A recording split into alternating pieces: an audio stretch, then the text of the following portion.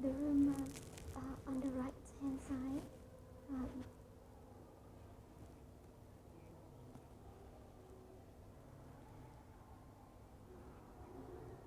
Okay. Oh, okay. Okay.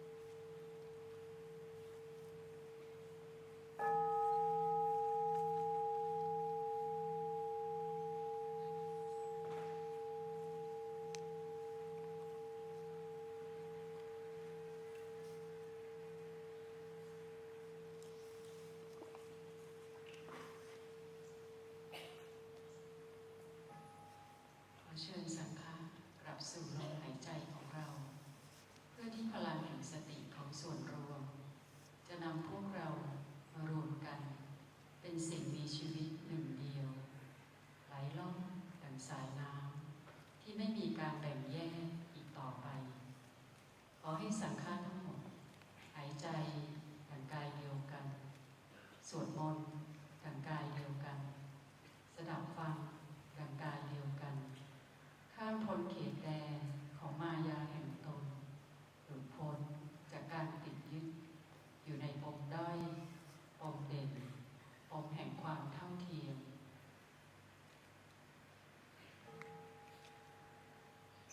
Sangha is invited to come back to our breathing so that our collective energy of mindfulness will bring us together as an organism, flowing as a river with no more separation. Let the whole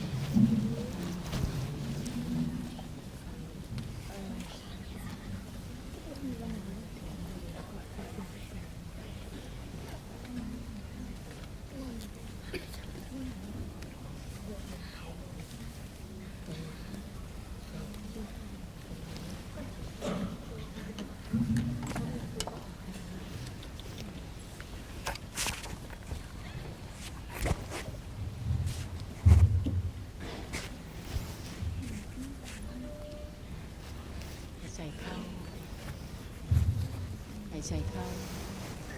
หายใจเข้าฉันรู้ว่าฉันกำลังหายใจ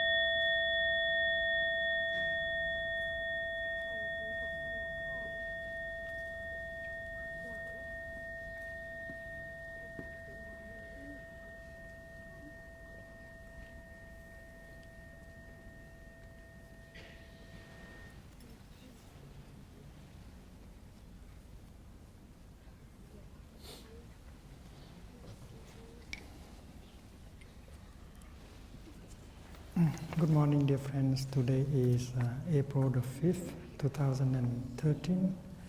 and we are on our second day of the retreat. Happy Teachers Who Change the World.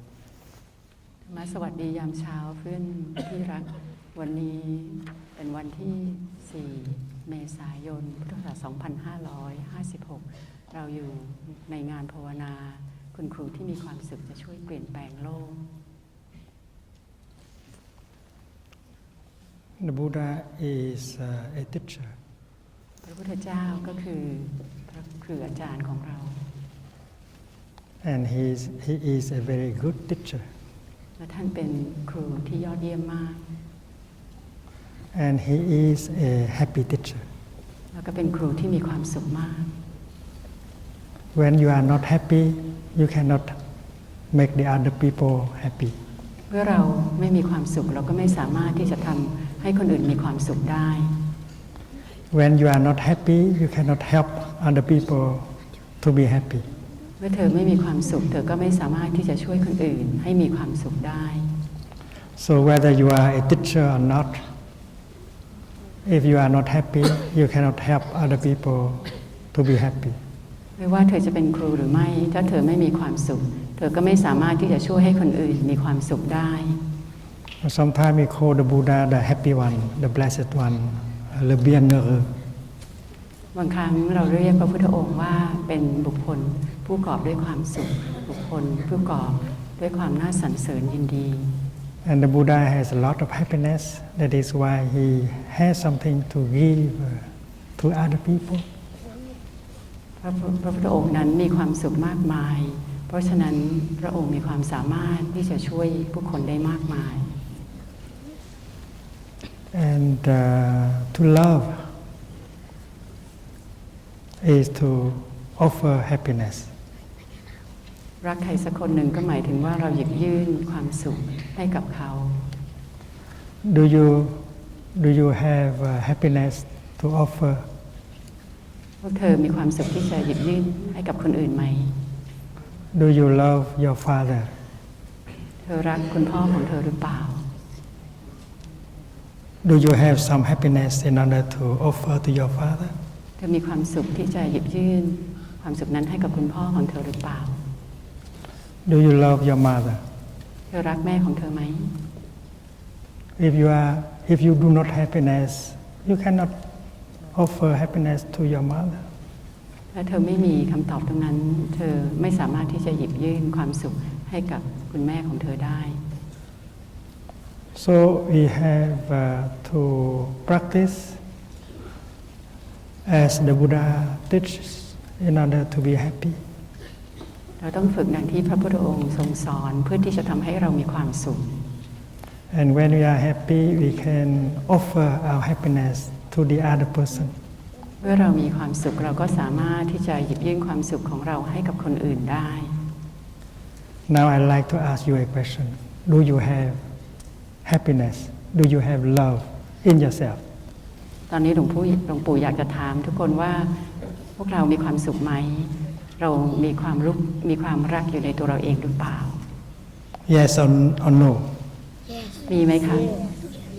How much happiness you have? ถ้ามีแล้วมีมากเท่าไหร่ มีความสุขมากเท่าไหร่ Half a kilogram? กี่กิโล 1 pound? กี่ปอนด์ Do you have love? มีความรักอยู่ในตัวเราไหมคะ Yes. Are you sure? แน่ใจหรือเปล่า If we do not have happiness, we have nothing to offer. We cannot love. ถ้าเราไม่มีความสุขเราไม่มีอะไรที่จะหยิบยื่นให้กับคนอื่นได้เลย So the practice of meditation can help you to have more happiness, more love, so that you can offer the other people your happiness and your love. การฝึกปฏิบัตินั้นจะช่วยทำให้เรามีความสุขมากขึ้น มีความรักมากขึ้น เพื่อที่จะทำให้เราหยิบยื่นความสุขความรักนั้นให้กับคนอื่นได้มากขึ้น If a teacher has a lot of happiness and a lot of love in her, surely she can make her students happy. ถ้าคุณครูมีความมากมายในตัวท่านแน่นอนคุณครูนั้น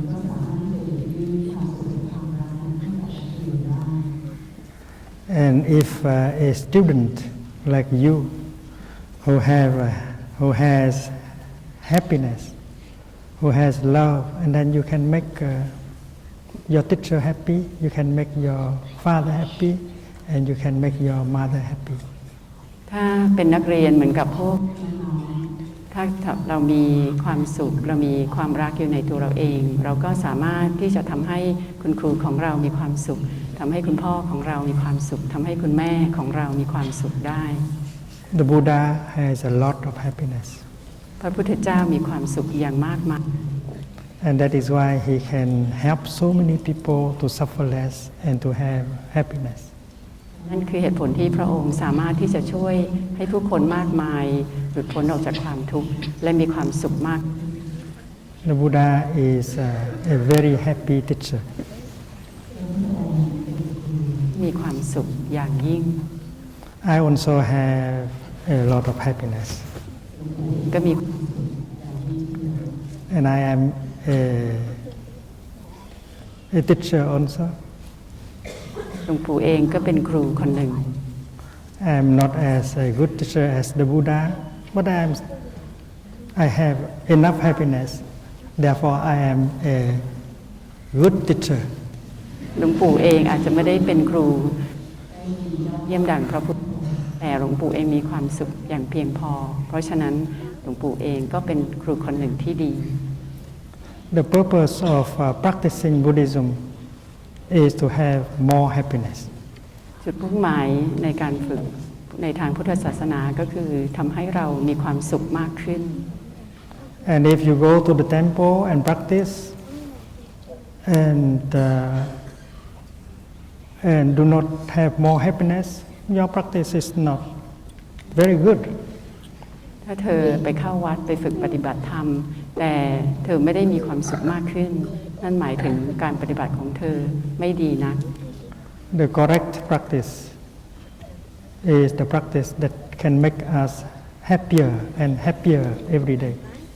การปฏิบัติที่ถูกต้องจะทำให้เรามีความสุขมากขึ้นมากขึ้นทุกๆวัน You want to become a novice, right? พวกน้องๆอยากจะบวชเนรใช่ไหมครับ And a novice should learn how to be happy and happier. เป็นเนรนั้นก็หมายสุขแล้วก็มีความสุขมากขึ้นมากขึ้น And this morning I will tell you how to learn to be happier. และเช้าวันนี้หลวงปู่จะสอนน้องๆให้รู้วิธีที่จะทำให้เรา If you are not happy, you cannot love and you cannot make other people happy. ถ้าเธอไม่มีความสุขเธอก็ไม่สามารถที่จะรักเธอไม่สามารถที่จะทำให้คนอื่นมีความสุขได้ด้วย Listen, when you love someone, you want to offer him or her something. ฟังนะคะถ้าเวลาที่เรารักใครสักคนหนึ่งเนี่ยเราก็อยากจะให้อะไรกับเขา What can I offer him or her in order for her or for him to be happy? เราจะให้อะไรกับคนที่เรารักได้บ้างเพื่อที่จะทำให้เขามีความสุข You have anything to offer? น้องๆมีอะไรที่จะให้กับคนที่เรารักไหม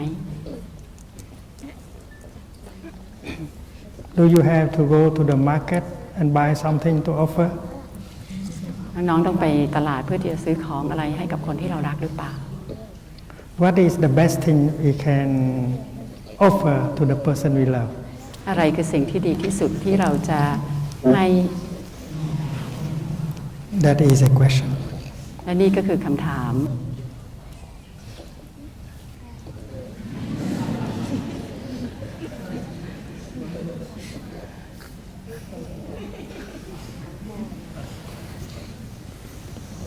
I ask again. อีกครั้งหนึ่งนะคะ What ตั้งใจ is the ฟัง best thing we can offer to the person we love? หลวงปู่ถามอีกครั้งหนึ่งว่าอะไรคือสิ่งที่ดีที่สุดที่น้องๆจะให้ This is a real important question. นี่คือคำถามที่สำคัญเป็นอย่างยิ่ง You love your mother and you want to make your mother happy. What can you offer her? ถ้าน้องๆรักคุณแม่แล้วอยากจะทำให้คุณแม่มีความสุขน้องๆจะให้อะไรกับคุณแม่บ้าง Listen, I will tell you. เดี๋ยวฟังนะคะหลวงปู่จะเล่าอะไรให้ฟัง There is a little boy who is unhappy. I know him. มีเด็กชายคนหนึ่งเขาไม่มีความสุขแล้วหลวงปู่ก็รู้จักเด็กคนนั้นด้วย He is 11 years old. คนนั้นอายุ11 ขวบ One day, his father asked him, "Tomorrow will be your birthday. That is correct?" มีวันหนึ่งคุณพ่อของเด็กคนนั้นก็ถามเด็กว่าพรุ่งนี้น่าจะเป็นวันเกิดของเธอใช่ปะ What do you want for your birthday? I will buy for you. ลูกอยากจะได้อะไรในวันเกิดของลูกเดี๋ยวพ่อจะซื้อให้ Do you know what the boy answered? น้องๆรู้ไหมว่าเด็กชายคนนั้นเขาตอบพ่อเขาว่าอะไร He did not know how to answer. เด็กคนนั้นไม่รู้ว่าจะตอบพ่อว่าอะไร He already has a lot of toys. เด็กคนนั้นก็มีของเล่นแล้วมากมาย He does not need anything. แล้วก็ไม่อยากได้อะไรอีกเลย His father is a rich businessman, very rich, พ่อของเด็ก and that his father can afford to buy everything that he wants. พ่อของเด็กคนนั้นเป็นนักธุรกิจที่ร่ำรวยมากร่ำรวยเป็นอย่างยิ่ง แล้วถ้าน้องคนนั้นเขาอยากจะได้อะไรเขาก็สามารถขอได้เสมอ But it seems that he did not need anything. แต่เด็กชายคนนั้นมีความรู้สึกว่าเขาไม่อยากที่จะได้อะไรอีกเลย So he did not know how to answer. เด็กคนนั้นไม่รู้ว่าจะตอบพ่อว่าอะไร Finally, he found out what he needed. ในที่สุดเด็กคนนั้นก็รู้แล้วว่าเขาอยากและจำเป็นที่จะต้องได้อะไรจากคุณพ่อ And he told his father, What I need is you. เด็กคนนั้นเขาก็บอกพ่อของเขาว่าสิ่งที่ลูกต้องการและจำเป็นต้องมีก็คือคุณพ่อนี่แหละ Because the father was very, very busy. เพราะว่าคุณพ่อของเด็กคนนั้นเขามีธุระยุ่งมาก He was busy making money. มีธุระยุ่งที่หาเงิน He did not have time for himself. ไม่มีเวลาให้กับตัวเอง He did not have time for his wife and for his child. ไม่มีเวลาให้กับ He can only bring money home. เขาเพียงแต่ใส่ใจกับการหาเงินเข้าบ้าน He does not have anything more to offer to his wife and to his child except money. พ่อคนนั้นไม่มีอะไรที่จะหยิบยื่นให้กับภรรยาและลูกได้เลย นอกจากเงิน So the child was the young man was very unhappy, and his mother was very unhappy because both of them were very alone. เพราะฉะนั้นเด็กชายคนนั้นไม่มีความสุขเลยภรรยาก็ไม่มีความสุขเขารู้สึกเหงาและโดดเดี่ยวมาก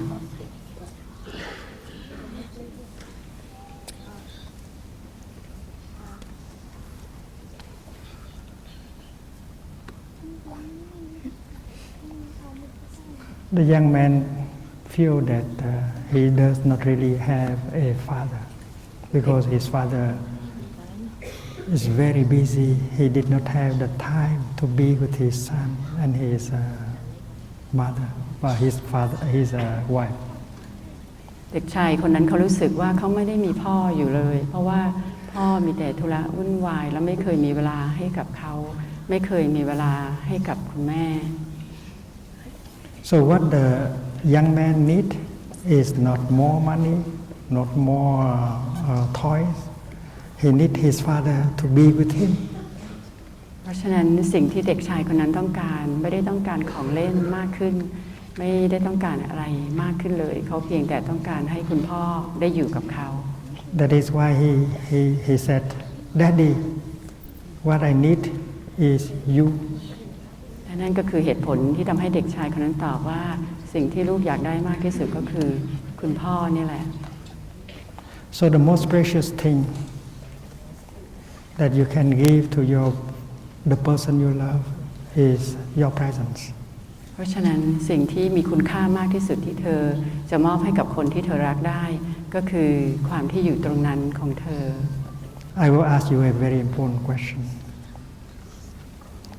How can you love if you are not there? หลวงปู่จะถามคำถามที่สำคัญมาก เราจะรักได้อย่างไรถ้าเราไม่สามารถที่จะอยู่ตรงนั้นอย่างเต็มเปี่ยม To love means to be there for the person you love.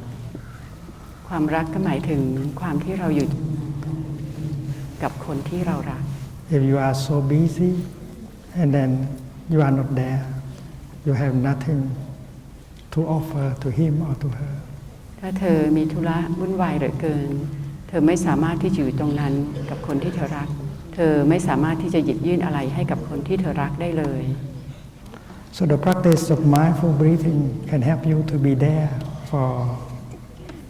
the person you love.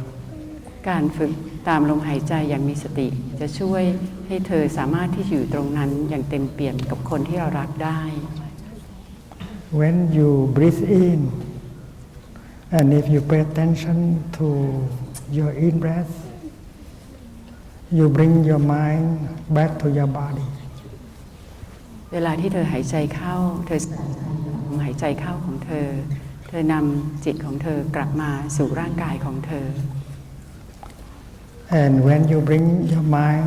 back to your body, you become fully present. เมื่อเธอนำจิตของเธอกลับมาสู่กายของเธอสามารถอยู่ตรงนั้นได้อย่างเต็มเปี่ยม And with that presence, you offer to the person you love. และความที่อยู่ตรงนั้นอย่างเต็มเปี่ยมนั่นคือสิ่งที่เธอจะมอบให้กับคนที่เธอรักได้ So if the father understands that, he will begin to breathe in and bring his mind home to his body. ราะฉะนั้นถ้าคุณพ่อเข้าใจแบบนี้ได้เขาก็จะเริ่มฝึกปฏิบัติที่จะกลับมาตามลมหายใจเข้าและนำจิตของเขากลับมาสู่กายของเขา And when he is really there in the here and the now, he may look at in the eyes of his boy and say, "My boy, my darling, I am here for you." และเมื่อคุณพ่อสามารถที่จะอยู่ตรงนั้นณที่นี้และในขณะนี้ได้อย่างเต็มเปี่ยมเขาก็สามารถที่จะมองเข้าไปในดวงตาของลูกชายแล้วก็กล่าวว่าลูกที่รักพ่ออยู่ตรงนี้เพื่อลูก It means that the father is offering his presence to the child. นี่หมายความว่าคุณพ่อกำลังหยิบยื่นความอยู่ตรงนั้นอย่างเต็มเปี่ยมให้กับลูกชาย So if you really love your mother, you can do the same. เพราะฉะนั้นถ้าน้องๆรักคุณแม่ก็สามารถที่จะฝึกแบบนี้กับคุณแม่ด้วย You breathe in mindfully. You bring your mind back to your body. You feel you are fully present in the here and the now. And you declare to your mother, "Mommy, here I am. I am here for you." เธอตามลมหายใจเข้าอย่างมีสตินำใจของเธอกลับมาสู่เรือนกายของเธออย่างเต็มเปี่ยมอยู่ในปัจจุบันขณะอย่างเต็มเปี่ยมแล้วเธอสามารถที่จะกล่าวกับคุณแม่ของเธอว่าคุณแม่ลูกอยู่ที่นี่ลูกกำลังอยู่ที่นี่เพื่อคุณแม่ And this is the first mantra that we learned this morning. และนี่ก็คือมนต์คาถาที่เราจะเรียนมนต์คาถาแรกในเช้าวันนี้ Can someone write that on the board? Darling, I am here for you. ขอให้เจอเหียงฟับช่วย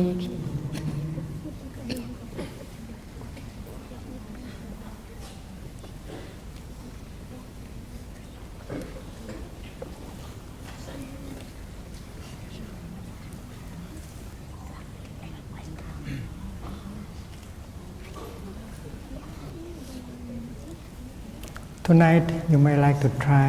this practice with your mother. คืนนี้น้องๆอาจจะลองกับแบบนี้กับคุณแม่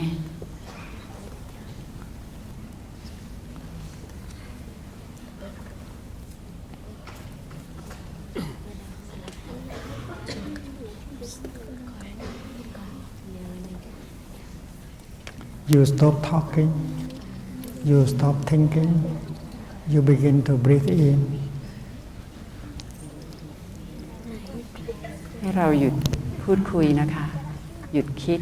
แล้วเราจะเริ่มตามลมหายใจเข้าด้วยกัน You pay attention to your in breath. ให้น้องๆใส่ใจกับลมหายใจเข้าของเรา Breathing in, I know I am breathing in. หายใจเข้าฉันรู้ว่าฉันกำลังหายใจเข้า And when you breathe out, you smile. และเวลาที่หายใจออกเรายิ้ม You make yourself as fresh as possible. แล้วเราทำตัวเราให้มีความสดใสมากที่สุดที่เราจะทำได้ Your presence, if it is fresh, and then that is a very good present for your mother. นั่นคือการหยิบยื่นการอยู่ตรงนั้นให้กับคนอื่นได้อย่างยอด And when you feel that you are fresh, you are beautiful, and then you look at your mother and you pronounce this sentence, this mantra. เวลาที่เธอรู้สึกสดใสได้แล้ว เธอแม่แล้วกล่าวมนต์คาถาข้อแรกนี้ You say, "Mother, I am here for you." เรากล่าวว่าคุณแม่ลูกกำลังอยู่ที่นี่เพื่อคุณแม่ Please write it in Thai.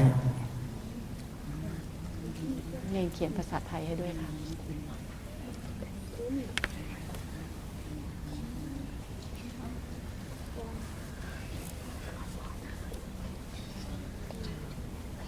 Can we have the children repeat the mantra in Thai?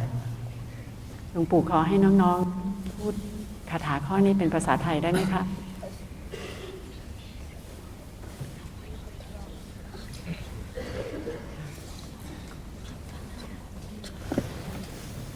เดี๋ยวพี่ I don't see anything. เขียนเสร็จแล้วเราจะดูบนกระดานแล้วเราพูดพร้อมกันนะคะ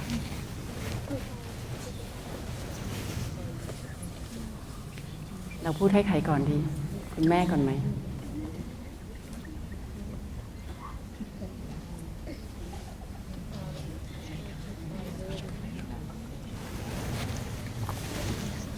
เดี๋ยวเราฝึกพูดให้คุณแม่แล้วค่ะ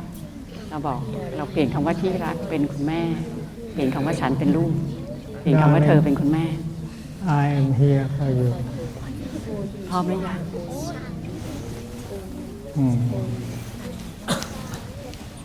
1 2 3คุณแม่ครับพูดตามสิครับคุณแม่ครับลูกอยู่ที่นี่เพื่อคุณแม่ครับ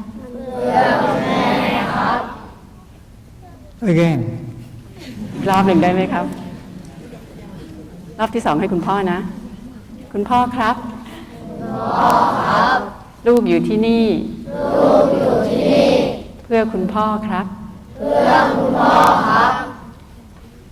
Be sure that if you are not fresh enough, if you are not clean enough, if you are not beautiful enough, don't say it. หลวงปู่บอกว่าคาถาเมื่อกี้ที่เราลองพูดกันนะคะ ถ้าเกิดว่าเราไม่สดใสพอเราไม่เป็นอิสระพอไม่ให้เราพูดเราต้องมีความสดใสมีความอิสระพอถึงค่อยพูดคาถานี้ออกมา This is a very secret formula, and you should not pronounce it before you are fresh enough, happy enough, beautiful enough. เพราะว่าคาถานี้เป็นสูตรแห่งความลึกลับเป็นคาถามีความสดใสไม่มีความสุขเพียงพออย่างพอ Someone has a mother or a father here? มีใครที่เป็นคุณพ่อหรือคุณแม่อยู่ในที่ประชุมนี้บ้างไหมคะ I want you to go and practice with her. หลวงปู่อยากขอเชิญคุณพ่อคุณแม่ให้มาปฏิบัติกับลูกด้วยแม่ของลูก I guarantee that if you practice correctly, pronouncing this sentence, your mother will be happy right away. ปู่ยืนยันเลยค่ะว่าถ้าเกิดว่าเราฝึกพูดคาถานี้อย่างถูกต้องเนี่ยเราจะได้รับความสำเร็จในการรัก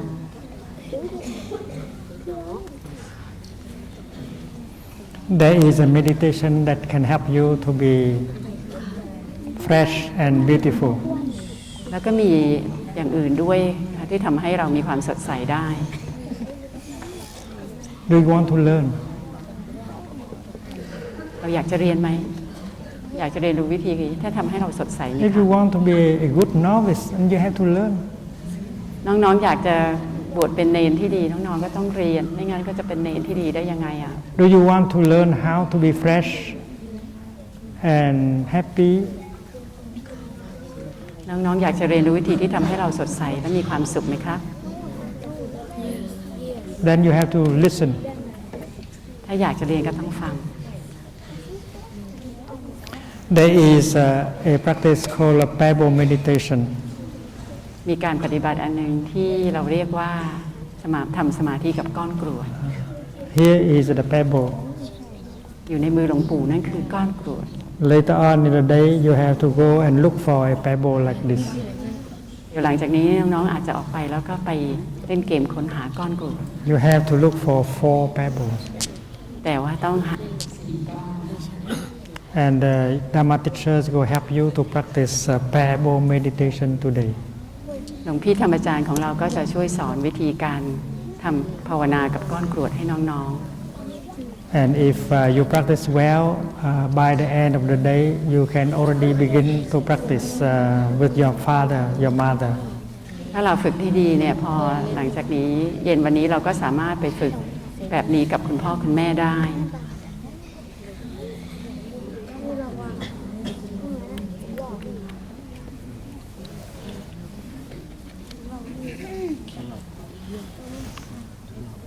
You sit down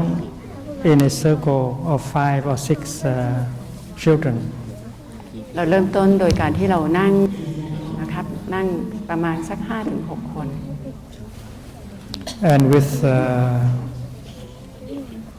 your first pebble, you put on the palm of your left hand. เราเอาก้อนกรวดก้อนเนี่ยวางอยู่บนฝ่ามือด้านซ้ายของเรา You look at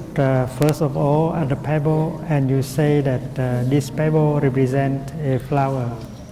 แล้วเราก็จ้องมองเข้าไปในก้อนกรวดนั้นแล้วมองให้เห็นว่าก้อนกรวดนั้นเป็นตัวดอกไม้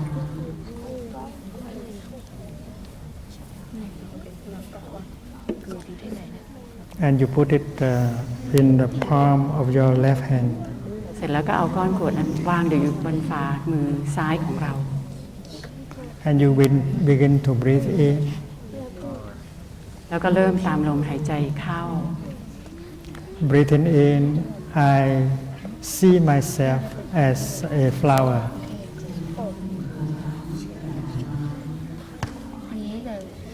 Breathing out, I feel fresh.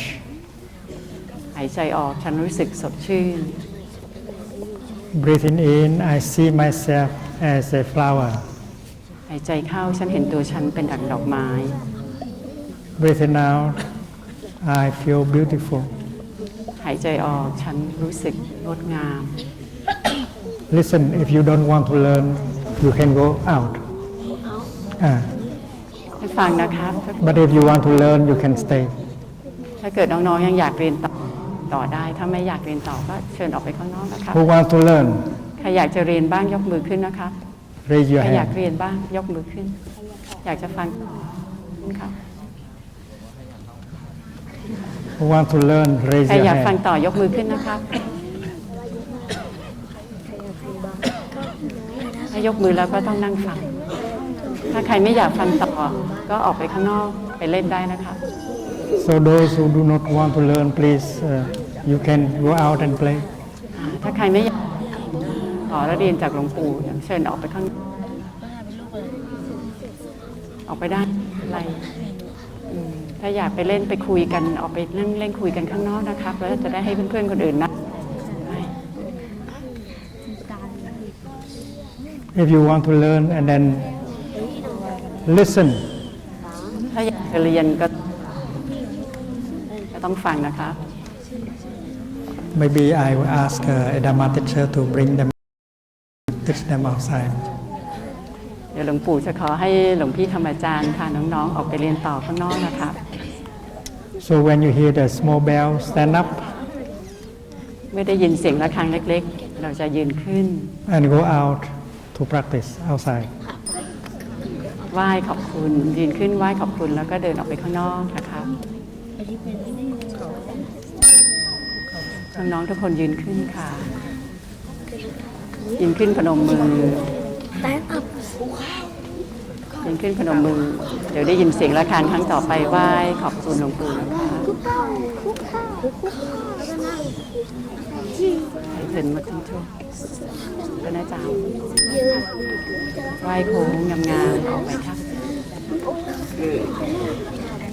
You bow and you go out. ไหว้โค้งคำนามครับ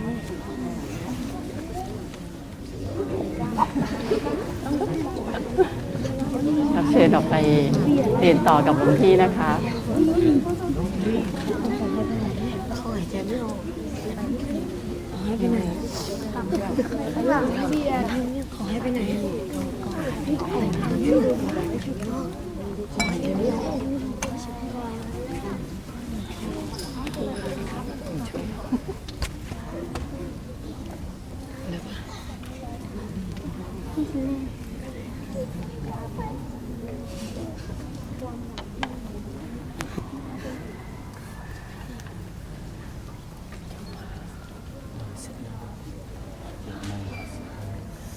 ขอเชิญ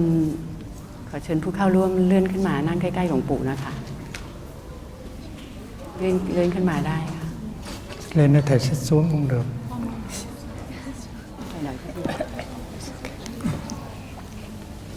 ขยับขึ้นมาค่ะขยับขึ้นมา ไม่ขยับขึ้นมาหลวงปู่ก็จะขยับลงไปหา you can come close เข้ามานั่งใกล้ๆได้ค่ะ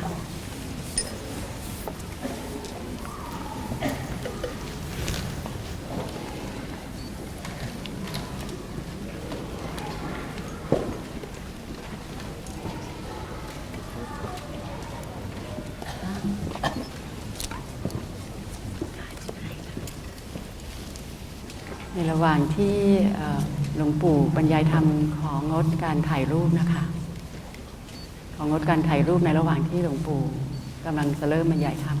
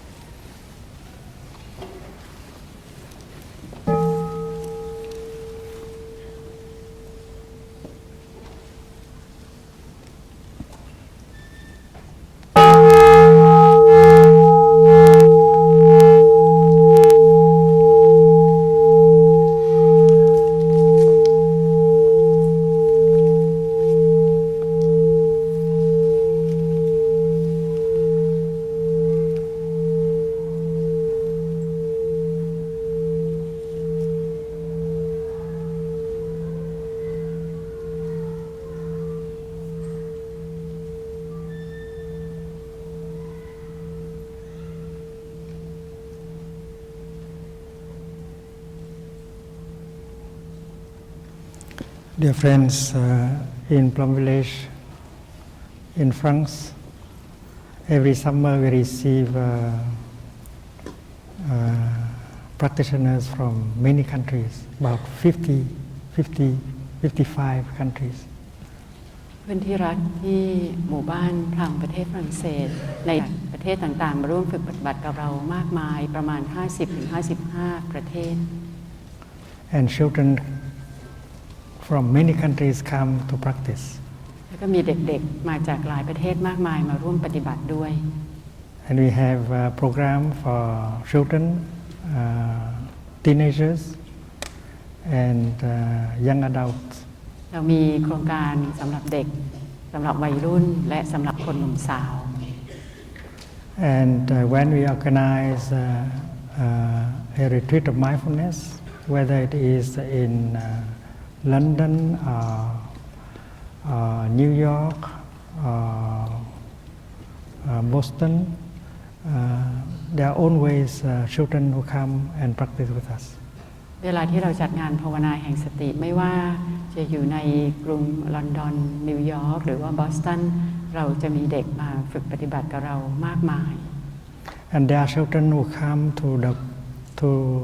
Plum Village and to other retreats every year. แล้วเรามีเด็กๆที่มาร่วมปฏิบัติกับเราในงานภาวนาต่างๆหรือที่หมู่บ้านพรามฝรั่งเศสทุกๆปี And sometimes their parents want them to go to the beach or to the mountain for summer holidays, but they insist that they come to Plum Village to a retreat. บางครั้งคุณพ่อคุณแม่ของเด็กเหล่านั้นก็อยากจะพาลูกไปเที่ยวพักผ่อนที่ทะเลหรือว่าที่ภูเขาแต่เด็กๆเหล่านั้นก็ยังยืนยันที่อยากจะมาร่วมภาวนากับเราที่หมู่บ้านพราม So when we organize a retreat, we always have a number of children who are used to the practice. เมื่อเราจัดงานภาวนาทุกครั้งเราก็จะมีจำนวนเด็กจำนวนหนึ่งที่คุ้นเคยกับการปฏิบัติมาก They love to do walking meditation with the adults. เด็กเหล่านั้นชอบมากที่จะเดินกับ They love to the first 15 minutes of the Dhamma talk. เขาชอบที่จะฟังบรรยายธรรมในช่วงแรกของการบรรยายธรรม 10-15 นาที They love eating in mindfulness in silence. และชอบที่จะรับประทานอาหารอย่างมีสติในความเงียบ And every retreat like that will have new children. และงานภาวนาเช่นนั้นเราก็จะมีเด็กใหม่ๆมาด้วยเช่นเดียวกัน And children who have been who are used to the practice, they help and they guide the new children. และเด็กๆที่เคยชินกับการปฏิบัติของเราแล้วเขาก็จะเป็นคนที่พยายามช่วยชี้แนะและนำพาเด็กที่เพิ่งมาปฏิบัติใหม่ๆ And they really like the practice of sitting, of walking, of eating in silence. เด็กเหล่านั้นเขาชอบการปฏิบัติมากไม่ว่าจะเป็นการนั่งการเดินการรับประทานอาหารอย่างมีสติในความเงียบ If this morning we did not succeed with this group of children because none of them is used to the practice. เมื่อเช้าตอนเช้านี้ที่หลวงปู่เทศและไม่ได้ประสบความสำเร็จกับเด็กกลุ่มนี้ก็เพราะว่าเด็กกลุ่มนี้ไม่มีใครเคยชินกับการปฏิบัติของเรา The first retreat we organized in America for children was in Santa Barbara. งานภาวนาที่เราจัดให้เด็กครั้งแรกในประเทศอเมริกาที่เมืองซันตาบาบารา And we knew that if we do not bring the children who are used to the practice, who love the practice, and then we cannot succeed in helping the new children. แล้วเรารู้ดีว่าถ้าเราไม่สามารถที่จะมีเด็กที่เคยชินกับการปฏิบัตินั้นมาร่วมในงานนั้นด้วยเราก็ไม่สามารถที่จะประสบความสำเร็จในการสอนให้กับเด็กที่เพิ่งเข้าร่วมใหม่ๆ And if we call the children who are used to the practice, who love the practice, seed children. เราเรียกเด็กๆเหล่านี้ที่คุ้นเคยกับการปฏิบัติว่าเป็นเมล็ดพันธุ์แห่งเด็กน้อย The first time we organized a retreat for children in America, we had to fly in many seed children from many cities. ครั้งแรกที่เราจัดงานภาวนาให้กับเด็กๆในประเทศอเมริกาเราก็ต้องจ่ายค่าเครื่องบินให้เด็กๆที่คุ้นเคยที่เรียกว่า seed children หรือเด็กที่เป็นเมล็ดพันธุ์เหล่านี้เข้ามาร่วมงานภาวนาช่วยเรา And they are the best leaders for other children. และเป็นผู้นำของเด็กๆที่ดีมากที่สุด So if the number of the children who are used to the practice is large enough, and then it will be very easy. ถ้าจำนวนเด็กๆที่คุ้นเคยกับการปฏิบัตินั้นมีเป็นจำนวนมากมันก็เป็นเรื่องง่ายที่จะปฏิบัติ The other children just join in, and the atmosphere is very quiet, it's very joyful also. ก็จะทำให้เด็กอื่น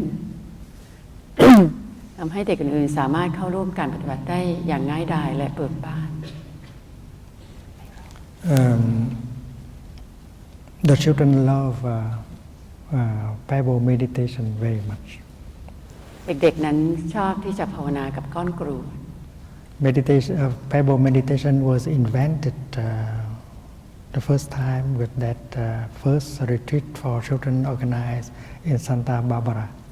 ภาวนากับก้อนกรวดนี้ได้จัดเป็นครั้งแรกเมื่อเราจัดงานให้กับเด็กๆที่เมืองซันตาบาบารา The first pebble represents a flower. ก้อนกรวดก้อนแรกเป็นตัวแทนของดอกไม้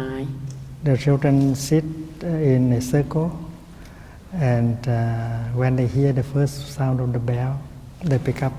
one pebble and they look for a few seconds. เด็กๆนั้นจะนั่งล้อมกันเป็นวงกลมเมื่อเขาได้ยินเสียงระฆังเขาก็จะมองก้อนกรวดนั้นสัก 2-3 วินาที The first pebble represents a flower which is fresh and beautiful. ก้อนกรวดก้อนแรกเป็นตัวแทนของดอกไม้ซึ่งหมายถึงความสดชื่นความงดงาม And when you put it down on your left hand, you begin to breathe in and visualize that you are a flower, fresh and beautiful. เมื่อเราวางก้อนกรวดก้อนแรกอยู่บนฝ่ามือแล้วเราตามลมหายใจเข้าและออกจินตนาการตัวเธอเป็นดั่งดอกไม้ที่ ที่มีความสดชื่นมีความสวยงาม we do not have to imagine because the human person is a kind of flower, very beautiful. เราจินตนาการได้เลยว่ามนุษย์นั้นก็คือเหมือนกับดอกไม้ประเภทหนึ่งที่มีความสวยงาม When you look at a little girl or little boy, you see they are very beautiful. เวลาที่เรามองไปที่เด็กน้อยๆผู้หญิงผู้ชายเด็กเหล่านั้นก็สวยงามมาก They look like a flower in the garden of humanity. เด็กเหล่านั้นก็เหมือนกับดอกไม้ในสวนแห่งมนุษยชาติ Their face is a real flower. ใบหน้าเขาก็เหมือนกับดอกไม้ The hand is a very beautiful flower. ฝ่ามือก็เป็นดอกไม้ที่สวยงามมาก Their tiny foot is also very beautiful. ฝ่าเท้าเล็กๆก็เป็นสิ่งที่สวยงามมากเช่นเดียวกัน And you can look at the child sleeping. It's a real flower. The child is beautiful when he is awake. It is also beautiful when he's sleeping. เวลาที่เรามองไปที่เด็กน้อยๆกำลังนอนหลับอยู่นั้นก็สวยงามเป็นอย่างยิ่งเด็กเหล่านั้นสวยงามทั้งเวลาที่ตื่นและเวลาที่นอนหลับ So all of us are born as a flower. เพราะฉะนั้นพวกเรานั้นได้เกิดมาเป็นเหมือนดังดอกไม้ But when we grow up, we don't know how to preserve our beauty, our freshness. That is why we have lost some of our freshness and some of our beauty. แต่พอเราเติบโตขึ้นมาเราไม่รู้วิธีที่จะปกปักรักษาความสดชื่นความสวยงามนั้นไว้และนั่นคือเหตุผลที่ทำให้เราสูญเสียความสดชื่นความสวยงามเหล่านั้น And we do not have enough freshness and beauty in order to offer to the person we love. และเราไม่มีความสดใสไม่มีความสวยงามเพียงพอที่จะหยิบยื่นให้กับคนที่เรารัก So the first parable help us to recover, to recuperate, to regenerate our freshness and our beauty. เพราะฉะนั้นก้อนกรวดก้อนแรกเป็นก้อนกรวดที่ช่วยให้เราฟื้นฟูสร้างความสดชื่นความสวยงามกลับคืนมาใหม่ให้กับตัวเรา And when we breathe in mindfully, we restore the flowerness, the freshness in us. เมื่อเราตามลมหายใจเข้าอย่างมีสติเราก็กำลังฟื้นคืนความสดชื่นความสวยงามที่มีอยู่ในตัวเราขึ้นมา Enjoying breathing in, bringing in more fresh air, enjoying breathing out, releasing the tension can help us recover our freshness and our beauty. เมื่อเราเบิกบานกับการหายใจเข้าด้วยอากาศสดชื่นทั้งหลายหายใจออกเราผ่อนคลายความตึงเครียดทั้งหมดก็จะสามารถช่วยให้เราสร้างความสดชื่นความงดงามในตัวเรากลับคืนมาใหม่ได้ We don't need to struggle and to fight while breathing in and breathing out. เราไม่จำเป็นต้องฝืนตัวเราเองหรือต่อสู้พยายามมากเกินไปในขณะที่เรากำลังตามลมหายใจเข้าและลมหายใจออก In fact, if we know how to breathe in and out properly, breathing in and out can be very pleasant. จริงๆแล้วถ้าเรารู้วิธีที่จะตามลมหายใจเข้าและออกอย่างถูกต้องการหายใจนั้นจะเป็นสิ่งที่น่าเบิกบานยินดียิ่ง And we can cultivate more freshness and beauty. และเราจะสามารถบ่มเพาะความสดใสความงดงามในตัวเราได้มากขึ้น And then when we pick up the second parable, we know that the second one represent stability, represent a mountain, the symbol of stability and solidity. เมื่อเราหยิบก้อนกรวดก้อนที่สองขึ้นมาเรารู้ว่าก้อนกรวดนั้นเป็นตัวแทนแห่งความมั่นคง เป็นตัวแทนแห่งขุนเขาเป็นตัวแทนแห่งความหนักแน่น Stability and solidity are elements of happiness. ความมั่นคงความหนักแน่นนั้นเป็นองค์ประกอบของความสุข If a person is not stable, we cannot rely on him or her. ถ้าบุคคลนั้นไม่มีความมั่นคงเพียงพอเราไม่สามารถที่จะเข้าพึ่งบุคคลนั้นได้ And to be solid, to be stable means you are free from the past, you are free from the future, and you have the capacity to be in the here and the now. เมื่อเรามีความมั่นคงมีความหนักแน่นเพียงพอก็หมายถึงเรามีความสามารถที่จะเป็นอิสระจากอดีตจากอนาคตและสามารถอยู่กับปัจจุบันขณะ There is of course a flower in us, but there is also a mountain in us because we can cultivate stability and solidity. เรามีความเป็นดอกไม้อยู่ในตัวเราเอง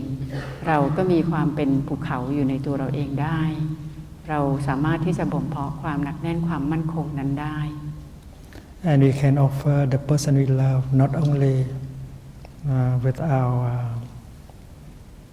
freshness and beauty, but also our solidity and our stability. เราไม่เพียงแต่หยิบยื่นความสดชื่นความงดงามให้กับคนที่เรารักเราสามารถที่จะหยิบยื่นความหนักแน่นและความมั่นคงให้กับคนที่เรารักได้ด้วย And 3 in breath and out breath with the second pebble can help us restore our stability and solidity.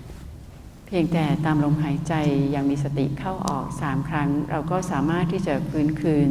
ความหนักแน่นความมั่นคงภายในตัวเราได้ The third pebble represents still water. ก้อนกรวดก้อนที่3เป็นตัวแทนแห่งน้ำนิ่งใส When the water is still, it reflects things as they are. เมื่อน้ำนิ่งนั้นเขาก็จะสะท้อนสิ่งต่างๆอย่างที่เป็นอยู่ It represents stillness and peace. สะท้อนความนิ่งความสงบ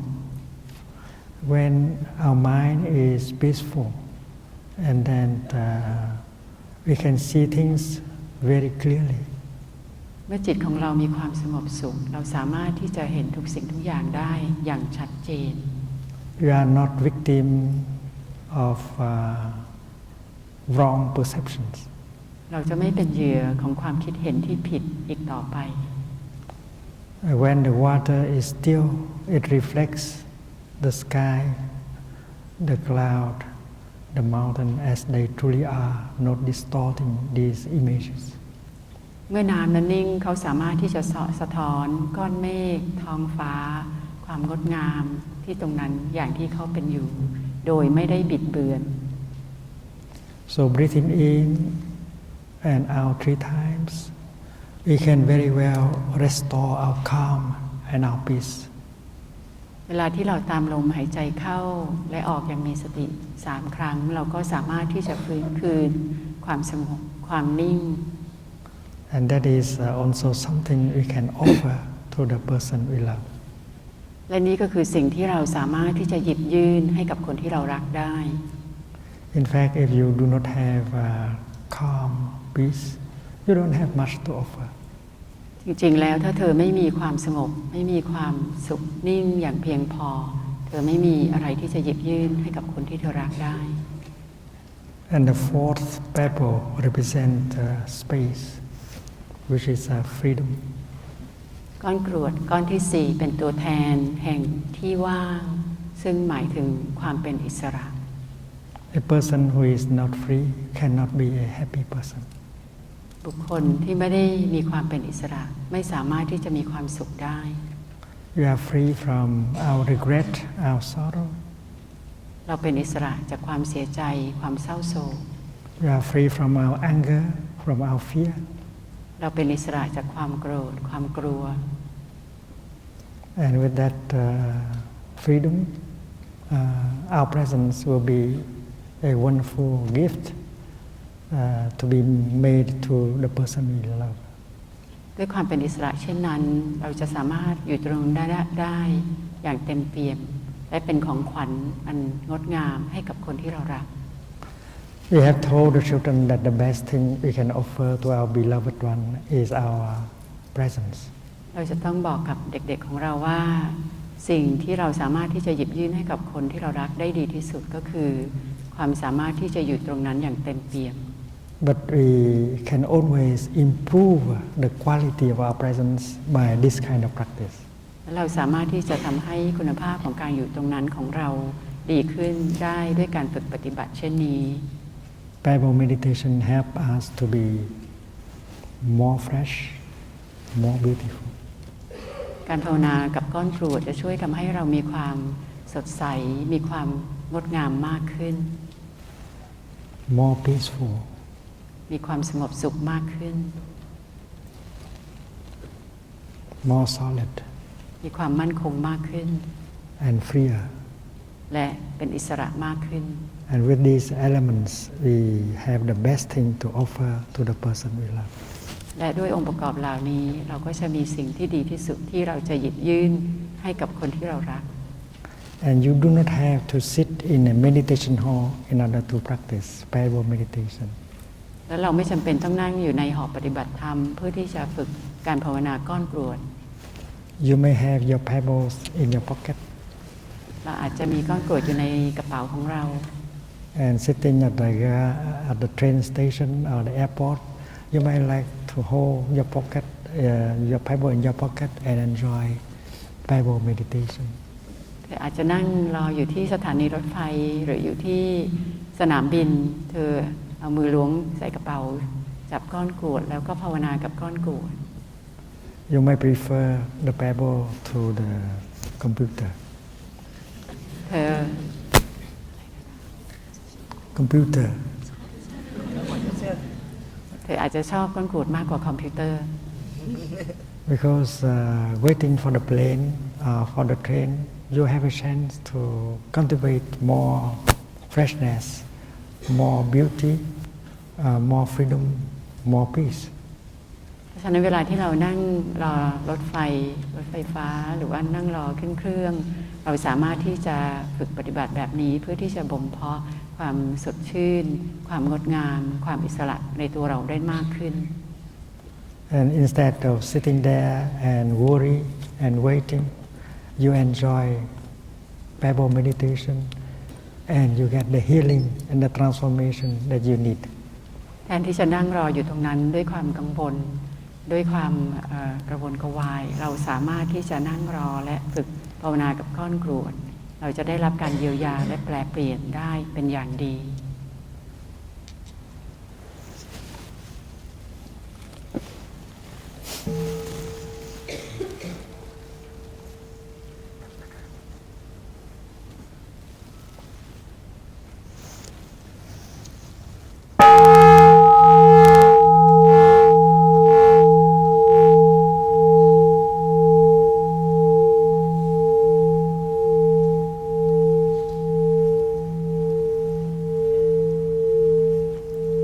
The practice of Buddhism has can be seen in two aspects. การฝึกปฏิบัติทางพุทธศาสนาสามารถมองได้ในสองแง่มุม First of all, you learn how to suffer. ประการแรกก็คือเราเรียนรู้วิธีที่จะอยู่กับความทุกข์ There is suffering in life. เรามีความทุกข์ในชีวิตของเรา And if you know how to suffer, you suffer much less. ถ้าเธอรู้วิธีที่จะ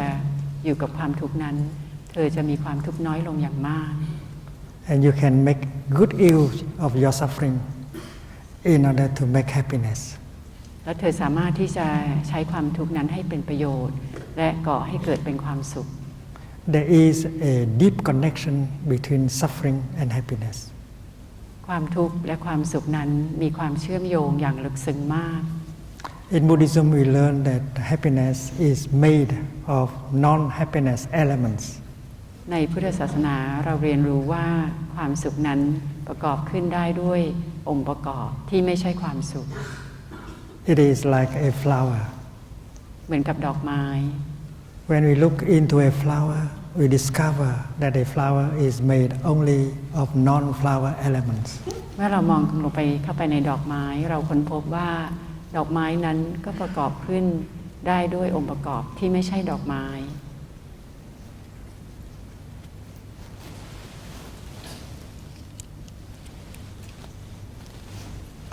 Looking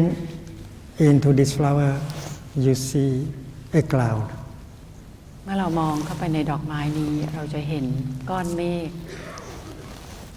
You don't need to be a poet in order to see a cloud in the flower. เราไม่จำเป็นต้องเป็นนักกวีเพื่อที่จะมองให้เห็นก้อนเมฆในดอกไม้ We know that if there's no cloud and then there's no rain and no flower can grow. เรารู้ดีว่าถ้าไม่มีก้อนเมฆก็จะไม่มีสายฝนดอกไม้ก็ไม่สามารถที่จะเติบโตได้ And cloud is a non-flower element. ก้อนเมฆนั้นก็คือองค์ประกอบที่ไม่ใช่ดอกไม้ If we remove the element cloud, a flower cannot exist. ถ้าเธอนำองค์ประกอบของก้อนเมฆนี้ออกไปจากดอกไม้ดอกไม้ก็ไม่สามารถที่จะอยู่ตรงนั้นได้ There is also the sunshine in the cloud. เรามีแสงตะวันอยู่ในก้อนเมฆด้วย Without the sunshine, nothing, no flower can grow. แสงตะวันนั้นอยู่ในดอกไม้ถ้าเกิดว่าไม่มีแสงตะวันดอกไม้ก็ไม่สามารถที่จะเติบโตได้ And sunshine is a non-flower element แสงตะวันนั้นก็คือองค์ประกอบที่ไม่ใช่ดอกไม้ that can help make a flower. แต่ช่วยทำให้เกิดดอกไม้ขึ้น And if we continue to look, we see so many non-flower elements in the flower. และถ้าเราสืบเนื่องที่จะมองแบบนี้ไปเรื่อยๆเราจะเห็นองค์ประกอบมากมายที่ไม่ใช่ดอกไม้แต่อยู่ในดอกไม้นั้น When we look into a lotus flower, we see the mud. เมื่อเรามองเข้าไปที่ดอกบัวเราเห็นโคลนตมอยู่ในดอกบัวนั้น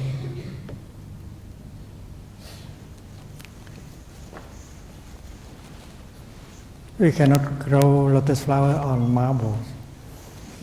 เราไม่สามารถที่จะปลูกดอกบัวอยู่บนหินอ่อน Looking into the flower, you see the mud. เมื่อเรามองเข้าไปในดอกบัวนั้นเราเห็นโคลนตม Mud is a non-lotus element โคลนตมนั้นก็คือองค์ประกอบที่ไม่ใช่ดอกบัว that is very essential for the making of a lotus flower. ซึ่งเป็นองค์ประกอบที่สำคัญมากที่จะทำให้เกิดเป็นดอกบัวนั้น So happiness is a kind of lotus. ความสุขนั้นก็เป็นดอกบัวประเภทหนึ่ง And without the element of suffering, you cannot make happiness. และถ้าไม่มีองค์ประกอบแห่งความทุกข์เธอก็ไม่สามารถที่จะก่อให้เกิดความสุขได้ Suffering is a non-happiness element like mud, like the mud. ความทุกข์นั้นก็เป็นองค์ประกอบของความสุขเหมือนกับโคลนตมนั้นเป็นองค์ประกอบของดอกบัว That is why if we know how to suffer, and then we can make good use of suffering in order to make happiness, like to make good use of the mud in order to produce lotus flowers. และนั่นก็คือเหตุผลที่ว่าถ้าเรารู้วิธีที่จะเป็นทุกข์เราก็สามารถที่จะใช้ความทุกข์นั้นให้ประกอบขึ้นเป็นความสุขได้เหมือนกับโคลนตมรู้วิธีที่จะเป็นโคลนตมก็สามารถที่จะประกอบให้เป็นองค์ประกอบเกิดขึ้นเป็นดอกบัวได้ This is one of the deepest teachings of the Buddha. This is because that is. นี่คือคำสอนที่ลึกซึ้งมากที่สุดของพระพุทธองค์สิ่งนี้เป็นเพราะสิ่งนั้นมี Because the mud is, that is why the lotus can be. เพราะว่าโคลนตมเป็นเช่นนั้นนั่นคือเหตุผลที่ดอกบัวก็เป็นเช่นนั้นได้ So with the practice of mindful breathing, mindful walking, and so on, we learn how to suffer. และด้วยการฝึกการตามลมหายใจอย่างมีสติเดินในวิถีสติเราจะเรียนรู้วิธีที่จะจัดการกับความทุกข์ได้ We know how to handle our suffering. เราจะรู้วิธีที่จะรับมือกับความทุกข์ของเรา And if we know how to suffer, we suffer much less. ถ้าเรารู้วิธีที่อยู่กับความทุกข์นั้นเราจะมีความทุกข์น้อยลงเป็นอย่างมาก And we can make good use of the suffering in order to create happiness. และเราสามารถจะใช้ความทุกข์นั้นให้ก่อประโยชน์กลายเป็นความสุขได้ That is the first aspect of the Buddhist practice. และนี่คือแง่มุมประการแรกของการฝึกในพุทธศาสนา And in this retreat, we should be able to learn about that aspect, how to suffer. และในงานภาวนาครั้งนี้เราควรจะเรียนได้ในประการแรกนี้คือวิธีการที่เราจะอยู่กับความทุกข์นั้น Instead of trying to run away from suffering, we learn how to handle suffering. แทนที่เราจะวิ่งหนีความทุกข์ของเราเราจะเรียนรู้ที่จะกลับมารับมือกับความทุกข์ของเรา And the second aspect of practice is to learn how to create happiness. องค์ประกอบแง่มุมอันที่สองของพุทธศาสนาก็คือเราเรียนรู้ที่จะสร้างความสุข Great happiness is made of small molecules of happiness, of small happiness. ความสุขอันยิ่งใหญ่นั้นก็เกิดขึ้นจากก้อนโมเลกุลของความสุขเล็ก And for a good practitioner, it is possible to create a feeling of happiness, a moment of happiness whenever you want. ๆสำหรับนักปฏิบัติที่ดีเขาสามารถที่จะสร้างความสุขได้เสมอในทุกชั่วขณะในทุกสถานที่ที่ท่านต้องการ And the fact is that mindfulness, if you know how to practice, can help you to create moments of happiness whenever you want to. และความเป็นจริงก็คือเพื่อเรารู้วิธีที่จะฝึกสติเราสามารถที่จะสร้างชั่วขณะแห่งความสุขได้เมื่อไหร่ก็ตามที่เราต้องการ To produce a pleasant feeling is possible. การสร้างความรู้สึกที่น่ายินดีเป็นสิ่งที่ทำได้ To produce a feeling of joy, of happiness is always possible. การสร้างความรู้สึกเบิกบานมีความสุขเป็นไปได้อยู่เสมอ With the practice of mindfulness. ด้วยการฝึกเจริญสติ So in this retreat, we will try to learn to do these two things. The first is to learn how to suffer. The second, to learn how to create moments of happiness. เพราะฉะนั้นในงานภาวนาครั้งนี้เราจะเรียนการฝึกปฏิบัติสองข้อนี้ข้อที่หนึ่งก็คือเรียนรู้วิธีที่จะเป็นทุกข์ข้อที่สองเรียนรู้วิธีที่จะก่อสร้างความสุข We learn how to take care of our body. เราเรียนรู้วิธีที่จะกลับมาดูแลร่างกายของเรา We learn how to take care of our feelings. เราเรียนรู้วิธีที่จะกลับมาดูแลความรู้สึก We learn how to take care of our emotions. เรียนรู้วิธีที่จะดูแลอารมณ์ We learn how to take care of our perceptions. เรียนรู้วิธีที่จะดูแลความคิดเห็นของเรา A wrong perception can bring about anger or fear. ความคิดเห็นหรือการรับรู้ที่ผิดจะทำให้เราเกิดความโกรธความกลัวได้ And if we know how to recognize our perception, we can transform our fear, our anger, our despair. ถ้าเราเรียนรู้วิธีที่จะตระหนักรู้ถึงการรับรู้ที่ผิดเหล่านั้นเราสามารถที่จะแปลเปลี่ยนความโกรธความกลัวความสิ้นหวังของเราได้ A good school teacher is someone who knows how to take care of himself or herself first. คุณครูที่ดีก็คือบุคคลที่รู้และมีความสามารถที่จะกลับมาดูแลตัวเขาเองก่อน Before he or she can take care of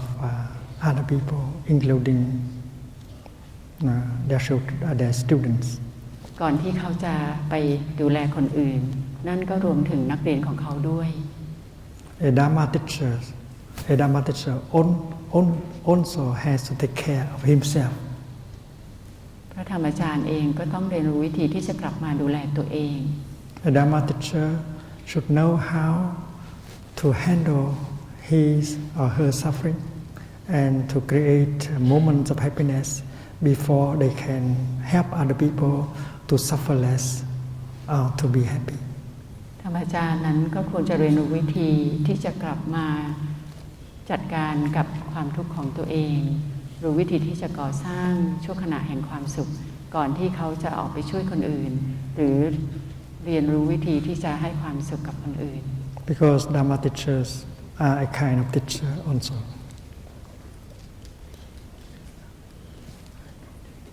A Dharma teacher is also a teacher. ธรรมอาจารย์นั้นก็คือครูคนหนึ่ง So the first thing that a teacher has to do is to take care of himself or of herself. เพราะฉะนั้นสิ่งแรกที่คุณครูจะต้องเรียนก็คือเรียนรู้วิธีที่จะกลับมาดูแลตัวเอง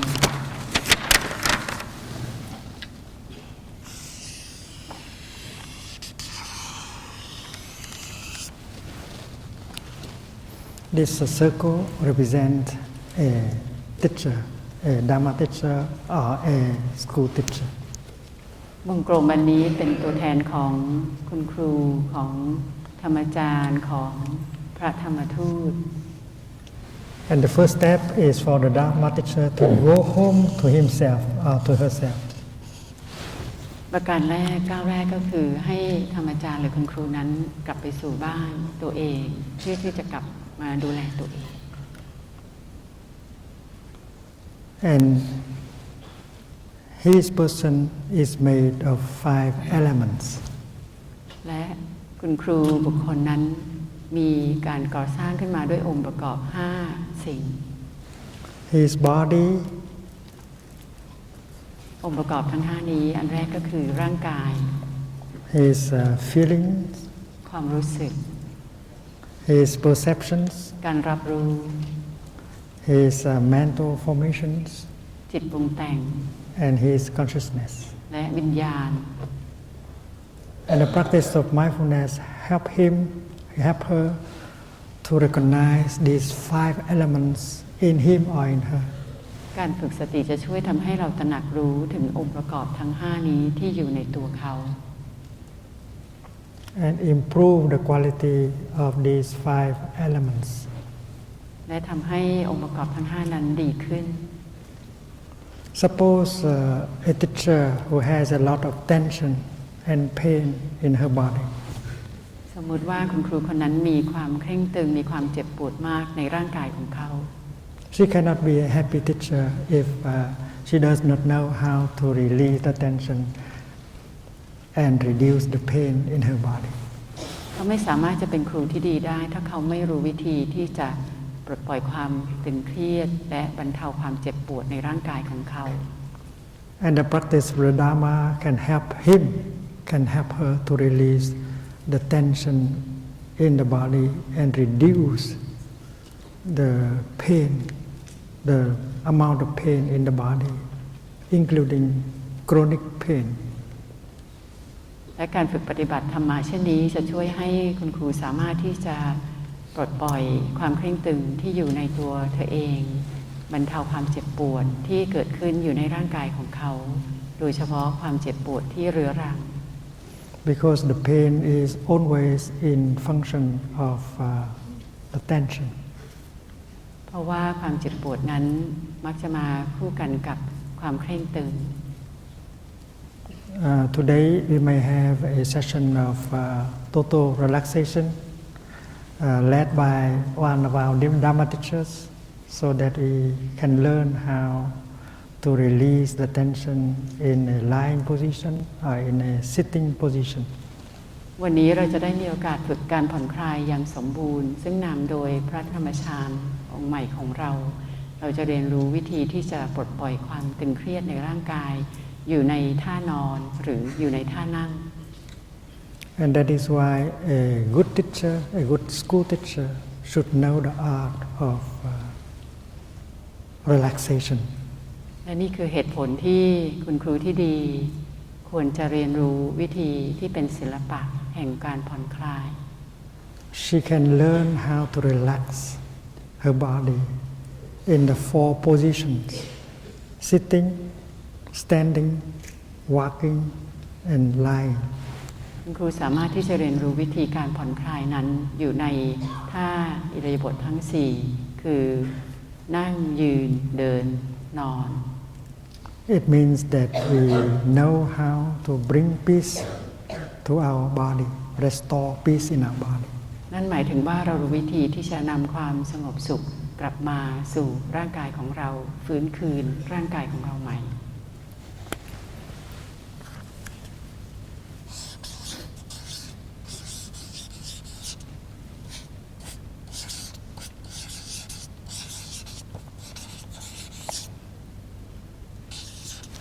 And the next thing that a school teacher has to learn is how to handle a feeling. หลวงปู่เขียนบนกระดานว่าร่างกายและความรู้สึกอันต่อไปที่คุณครูจะต้องเรียนรู้ก็คือวิธีการจัดการกับความรู้สึกที่เกิดขึ้น If there is a painful feeling, and then the teacher should be able to recognize the presence of that feeling. ถ้าเกิดว่ามีความรู้สึกเจ็บปวดคุณครูที่ดีจะต้องเรียนรู้วิธีที่จะตระหนักรู้ถึงความเจ็บปวดนั้น Breathing in, I know there is a painful feeling in me. หายใจเข้าฉันรู้ดีว่าฉันมีความรู้สึกเจ็บปวดในตัวฉัน That might be a feeling of pain, or a feeling of anger, a feeling of sadness. The teacher has to be there in order to recognize the feeling and embrace the feeling tenderly, the way a mother holding her baby. เราอาจจะมีความรู้สึกเจ็บปวดที่เป็นความโกรธความเศร้าความเหงาความสิ้นหวังคุณครูที่ดีจะต้องเรียนรู้วิธีที่จะตระหนักรู้ถึงความรู้สึกนั้นและโอบรักโอบกอดความรู้สึกนั้นอย่างอ่อนโยนเหมือนกับคุณแม่ที่กำลังโอบกอดทารกน้อย We should not try to suppress that feeling, cover up that feeling. เราไม่ควรที่จะกดดันเก็บกดความเจ็บปวดของเราหรือกลบเกลื่อนความรู้สึกเจ็บปวดนั้น And pretend that that feeling is not there. แล้วแสดงว่าความรู้สึกเจ็บปวดนั้นไม่ได้อยู่ตรงนั้น In fact, we have to breathe in mindfully to recognize, to generate the energy of mindfulness. And with that energy of mindfulness, we can recognize the feeling and embrace the feeling tenderly. จริงๆแล้วเราจะต้องสร้างพลังแห่งสติขึ้นมาและด้วยพลังแห่งสตินั้นจะทำให้เราสามารถตระหนักรู้ถึงความรู้สึกเจ็บปวดและโอบกอดความรู้สึกเจ็บปวดนั้นได้อย่างอ่อนโยน There is no fighting.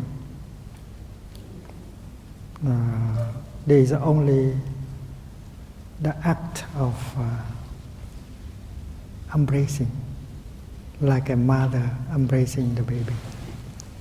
มันไม่มีการต่อสู้อยู่ในนั้นเลยมันเป็นเพียงแต่การโอบรักการโอบกอดอย่างอ่อนโยนเหมือนกับแม่กำลังโอบกอดทารกน้อย Breathing mindfully, walking mindfully, and embracing your painful feeling like that for a moment, you get a relief, you suffer less. ตามลมหายใจยังมีสติเดินยังมีสติโอบกอดยังมีสติด้วยความอ่อนโยนเธอจะบรรเทาทุกข์และความเจ็บปวดของเธอได้อย่างน้อยลง And when we have suffer less, when we have already learned how to do that, we can help our students to do the same, because our students, even if they are still very young, they have painful feelings and they do not know how to handle. ถ้าเราเรียนรู้วิธีที่จะทำให้เราทุกข์น้อยลงได้เช่นนี้ความเจ็บปวดของเราบรรเทาน้อยลงได้เราก็สามารถที่จะเริ่มช่วยคนอื่นช่วยนักเรียนของเรา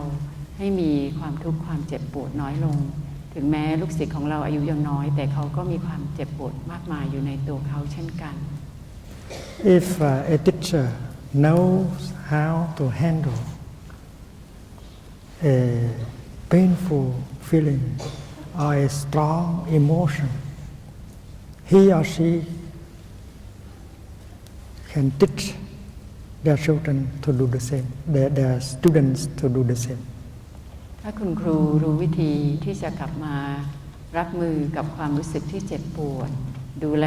อารมณ์รุนแรงของเราคุณครูนั้นก็มีความสามารถที่จะสอนและช่วยลูกศิษย์ของเรา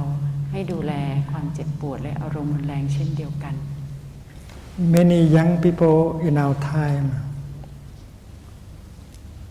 they suffer enormously from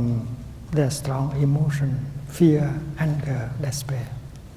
คนหนุ่มสาวในยุคสมัยนี้เขามีความทุกข์อย่างมหาศาลจากความกลัวความโกรธความสิ้นหวัง They do not know how to handle that suffering, and therefore many of them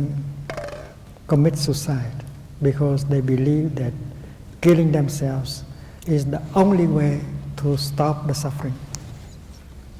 เด็กคนรุ่นใหม่เหล่านั้นเขาไม่รู้วิธีที่จะกลับมารับมือกับอารมณ์แรงกับความทุกข์ของเขา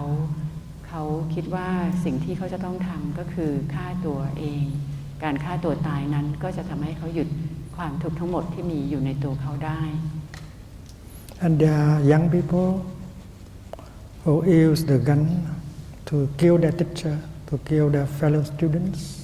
just because they don't know how to handle their suffering, their strong emotion. แล้วเรามีคนหนุ่มสาวที่ใช้ปืนฆ่าครูของตัวเองฆ่าเพื่อนร่วมห้องเพราะว่าบุคคลเหล่านั้นเขาไม่รู้วิธีที่จะกลับมาดูแลอารมณ์รุนแรงและความทุกข์ของเขา That is why we school teachers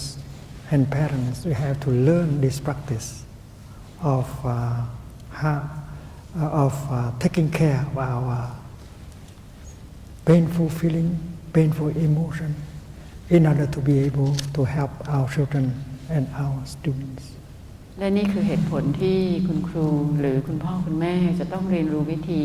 ที่กลับมาจัดการกับอารมณ์รุนแรงกับความทุกข์ของเราเพื่อที่เราสามารถที่จะช่วยลูกศิษย์ของเราหรือลูกของเราให้ดูแลและจัดการกับอารมณ์รุนแรงและความทุกข์ของเขา And when we are able to restore our peace, our calm, our solidity, and then we are in a position to help other people to do the same. และเมื่อเราสามารถที่จะฟื้นฟูความสงบความสุขของเราเราก็เป็นบุคคลที่มีคุณภาพเพียงพอที่จะช่วยคนอื่นให้ทำอย่างนั้น A strong emotion is like a storm. อารมณ์รุนแรงนั้นเป็นดังพายุ And if we know how to practice, and then we can very well survive the storm of emotion. และถ้าเรารู้วิธีที่จะฝึกปฏิบัติเราก็สามารถที่จะมีชีวิตรอดออกมาจากพายุแห่งอารมณ์รุนแรงเหล่านั้นได้ When a strong emotion is coming up, we should know how to recognize it and begin right away our practice. เมื่ออารมณ์รุนแรงนั้นปรากฏขึ้นเราต้องเรียนรู้วิธีที่จะตระหนักรู้และเริ่มฝึกปฏิบัติในทันที Instead of continuing to think about that will increase our emotion, we just focus our attention on our mindful breathing. แทนที่จะคิดสืบเนื่องต่อไปเกี่ยวกับเรื่องนั้นในอารมณ์รุนแรงนั้นเราก็จะเป็นทุกข์มากขึ้น แต่เราควรจะกลับมาใส่ใจกับการตามลมหายใจอย่างมีสติ We practice deep belly breathing. เราฝึกกลับมาตามลมหายใจอย่างลึกซึ้งกับท้องของเรา In a sitting position or in a lying position, we breathe in and we become aware of the rising and falling of our abdomen. อาจจะอยู่ในท่านอนหรืออาจจะอยู่ในท่านั่งเราหายใจเข้าตระหนักรู้ถึงท้องที่พองขึ้นหายใจออกตระหนักรู้ถึงท้องที่แฟบลง It's very important to stop the thinking and bring our mind down to the level of the abdomen. เป็นสิ่งสำคัญมากที่เราจะต้องหยุดคิดสิ่งต่างๆที่วุ่นอยู่ในสมองและนำจิตของเราให้มาใส่ใจอยู่กับระดับท้อง Breathing in deeply, you are aware of the rising of your abdomen. หายใจเข้าอย่างลึกซึ้งท้องของฉันที่ And breathing out deeply, you are aware of the falling of your abdomen. หายใจออกอย่างลึกซึ้งฉันตระหนักรู้ถึงท้องของฉันที่กำลังแฟบลง The practice is simple enough. Just become aware of the rising and falling of your abdomen, stopping the thinking completely. การฝึกปฏิบัติจริงๆแล้วเรียบง่ายมากเพียงแต่กลับมาตระหนักรู้ถึงลมหายใจเข้าและออกและการพองขึ้นของท้องยุบลงของท้องและหยุดคิดต่างๆอย่างสิ้นเชิง And we should keep this insight alive, that emotion is only an emotion. และเราควรจะระลึกอยู่เสมอด้วยปัญญารู้แจ้งที่ว่าอารมณ์นั้นก็เป็นเพียงแค่อารมณ์ And emotion is something that is impermanent. อารมณ์นั้นเป็นบางสิ่งบางอย่างที่ไม่จีรังยั่งยืนเลย And emotion is something that comes, stay for a while, and finally has to go away. อารมณ์นั้นมันจะมาและมันก็ไปอยู่กับเราตลอดไป You are much more than one emotion. เราเป็นอะไรที่มากกว่าอารมณ์เดียวอารมณ์นั้น Why do you have to kill yourself just because of one emotion? ทำไมเราจะต้องฆ่าตัวตายเพื่ออารมณ์เพียงอารมณ์เดียวนั้นล่ะ The territory of our being is large, and one emotion is just a very tiny thing. เหตุแดนแห่งความเป็นอยู่ของตัวเรานั้นยิ่งใหญ่มากอารมณ์นั้นเป็นเพียงจุดเล็กๆในเขตแดนนั้นเท่านั้นเอง So while observing the rise and fall of your abdomen, just remember that all emotions are impermanent. They will go away. ในระหว่างที่เราตามลมหายใจกับท้องที่พองขึ้นและแฟบลงเราเพียงแต่จำไว้ว่าอารมณ์ทุกอารมณ์นั้นเป็นอนิจจังมันไม่จีรังยั่งยืนและเดี๋ยวมันก็จะหายไป And the emotion can go away after 3 minutes or 5 minutes or 10 minutes of stay. และอารมณ์เหล่านั้นก็สามารถที่จะมาลายหายไปได้ในเพียงเวลาแค่3 นาที 4 นาที 10 นาทีหรือในช่วงตลอดที่เราตามลมหายใจ But let us not until a strong emotion come in order to begin the practice. แต่ขอให้เราอย่ารอคอยจนอารมณ์รุนแรงนั้นมาแล้วเราค่อยเริ่มฝึกปฏิบัติ We should begin right away the practice of mindful breathing with the abdomen, and then after a few weeks, we will be used to the practice. เราควรจะเริ่มต้นฝึกกับการตามลมหายใจกับท้องของเราหลังจากเราฝึกได้ 2-3 อาทิตย์เราก็จะเริ่มเกิดความเคยชินกับการปฏิบัติแบบนี้ And when the strong emotion comes up, we can recognize it and we remember to practice. และเมื่ออารมณ์รุนแรงมาเยือนเราก็สามารถที่จะตระหนักรู้ได้ทันทีและเราจะจำได้ว่าเราจะต้องปฏิบัติ It's easy enough to survive a strong emotion. มันเป็นเรื่องง่ายที่เราจะมีชีวิตรอดผ่านอารมณ์รุนแรงนั้นได้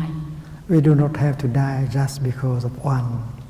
strong emotion. เราไม่จำเป็นต้องตายไปกับอารมณ์รุนแรงเพียงอารมณ์เดียวนั้น And if we have succeeded once in surviving one emotion, we have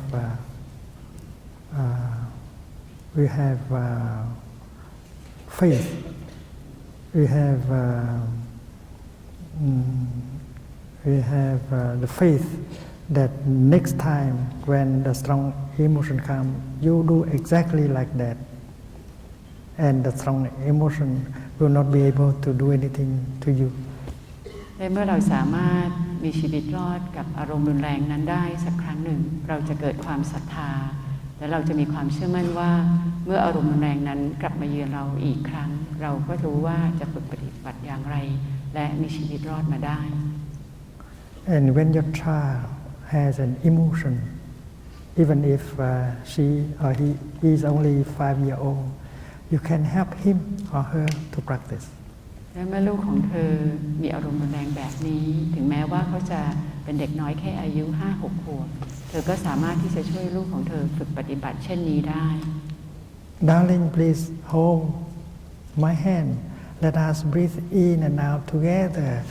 and pay attention to the rising and falling of our abdomen. ที่รักได้โปรดจับมือฉันและขอให้เราฝึกตามลมหายใจอย่างมีสติร่วมกันให้เราใส่ใจกับท้องที่พองและแคบลง And we can very well channel some of our energy of mindfulness so that your child can learn to breathe in and out mindfully and observe the rising and falling of her abdomen. ในขณะที่เราจับมือกับลูกของเรานั้นเราสามารถที่จะส่งพลังแห่งสติเข้าไปผ่านมือนั้นและช่วยให้ลูกของเราสามารถที่จะกำหนดอยู่กับลมหายใจเข้าและออกพร้อมกับท้องที่พองและแฟบลงได้ It is possible that a school teacher can lead a session of total relaxation in her class and help the students to release the tension. เป็นเรื่องที่เป็นไปได้ที่คุณครูสามารถที่จะจัดนำการผ่อนคลายอย่างสมบูรณ์ในห้องเรียนของเธอและช่วยให้ลูกศิษย์ของเธอได้ฝึกที่จะผ่อนคลายปลดปล่อยความตึงเครียดและอารมณ์รุนแรงต่างๆ A teacher, a school teacher who knows how to handle a strong emotion will be able to teach her students in the class to do the same. คุณครูที่มีความสามารถที่จะจัดการกับอารมณ์รุนแรงของตัวเธอเองได้เธอก็มีความสามารถที่จะช่วยให้ลูกศิษย์ทำได้ด้วยเช่นเดียวกัน And we can save their life if we transmit to them the way how to handle a strong emotion. และคุณครูก็สามารถที่จะช่วยรักษาชีวิตเด็กคนนั้นได้ให้เขาปลอดภัยจากอารมณ์รุนแรงของเขา A teacher, a school teacher who knows how to enjoy creating a moment of happiness will be able to teach his or her student to do the same. คุณครูที่มีความสามารถที่จะสร้างชั่วขณะแห่งความสุขในชีวิตของเขาเขาก็มีความสามารถที่จะช่วยสอนให้ลูกศิษย์เขาทำได้ด้วยเช่นเดียวกัน There are many elements of happiness, conditions of happiness that are available in the here and the now. เรามีองค์ประกอบแห่งความสุขเงื่อนไขที่ทำให้เรามีความสุขที่อยู่ตรงนั้นอยู่เสมอในปัจจุบันขณะ And the practice of mindfulness help us to recognize these conditions of happiness that are available. และการฝึกสติจะช่วยทำให้เราตระหนักรู้ถึงเงื่อนไขแห่งความสุขต่างๆเหล่านี้ที่กำลังอยู่ตรงนั้นกับเรา With the practice of mindful breathing, we can recognize the fact that we have more conditions of happiness than we need. และด้วยการฝึกตามลมหายใจอย่างมีสติเราจะตระหนักรู้ถึงความเป็นจริงว่าจริงๆแล้วเรามีเงื่อนไขแห่งความสุข มากมายมากกว่าที่เราต้องการเสียอีก Suppose we practice breathing in and become aware of our eyes. ตัวอย่างเช่นถ้าเธอฝึกตามลมหายใจเข้าได้ตระหนักรู้ถึงดวงตาของเธอ Breathing in, I'm aware of my eyes. Breathing out, I smile to my eyes and realize that my eyes are still in good conditions. หายใจเข้าฉันตระหนักรู้ถึงดวงตาของฉันหายใจออกฉันยิ้มให้กับดวงตาของฉันและมีความสุขที่ดวงตาของฉันยังใช้การได้ดี Having eyes still in good condition is one of the conditions of happiness that are available. มีดวงตาที่ยังใช้การได้ดีนั้นก็เป็นเงื่อนไขอันหนึ่งที่ทำให้เรามีความสุขได้แล้ว Imagine you are blind, you cannot see the blue sky, you cannot see the river, the flower, the face of your child.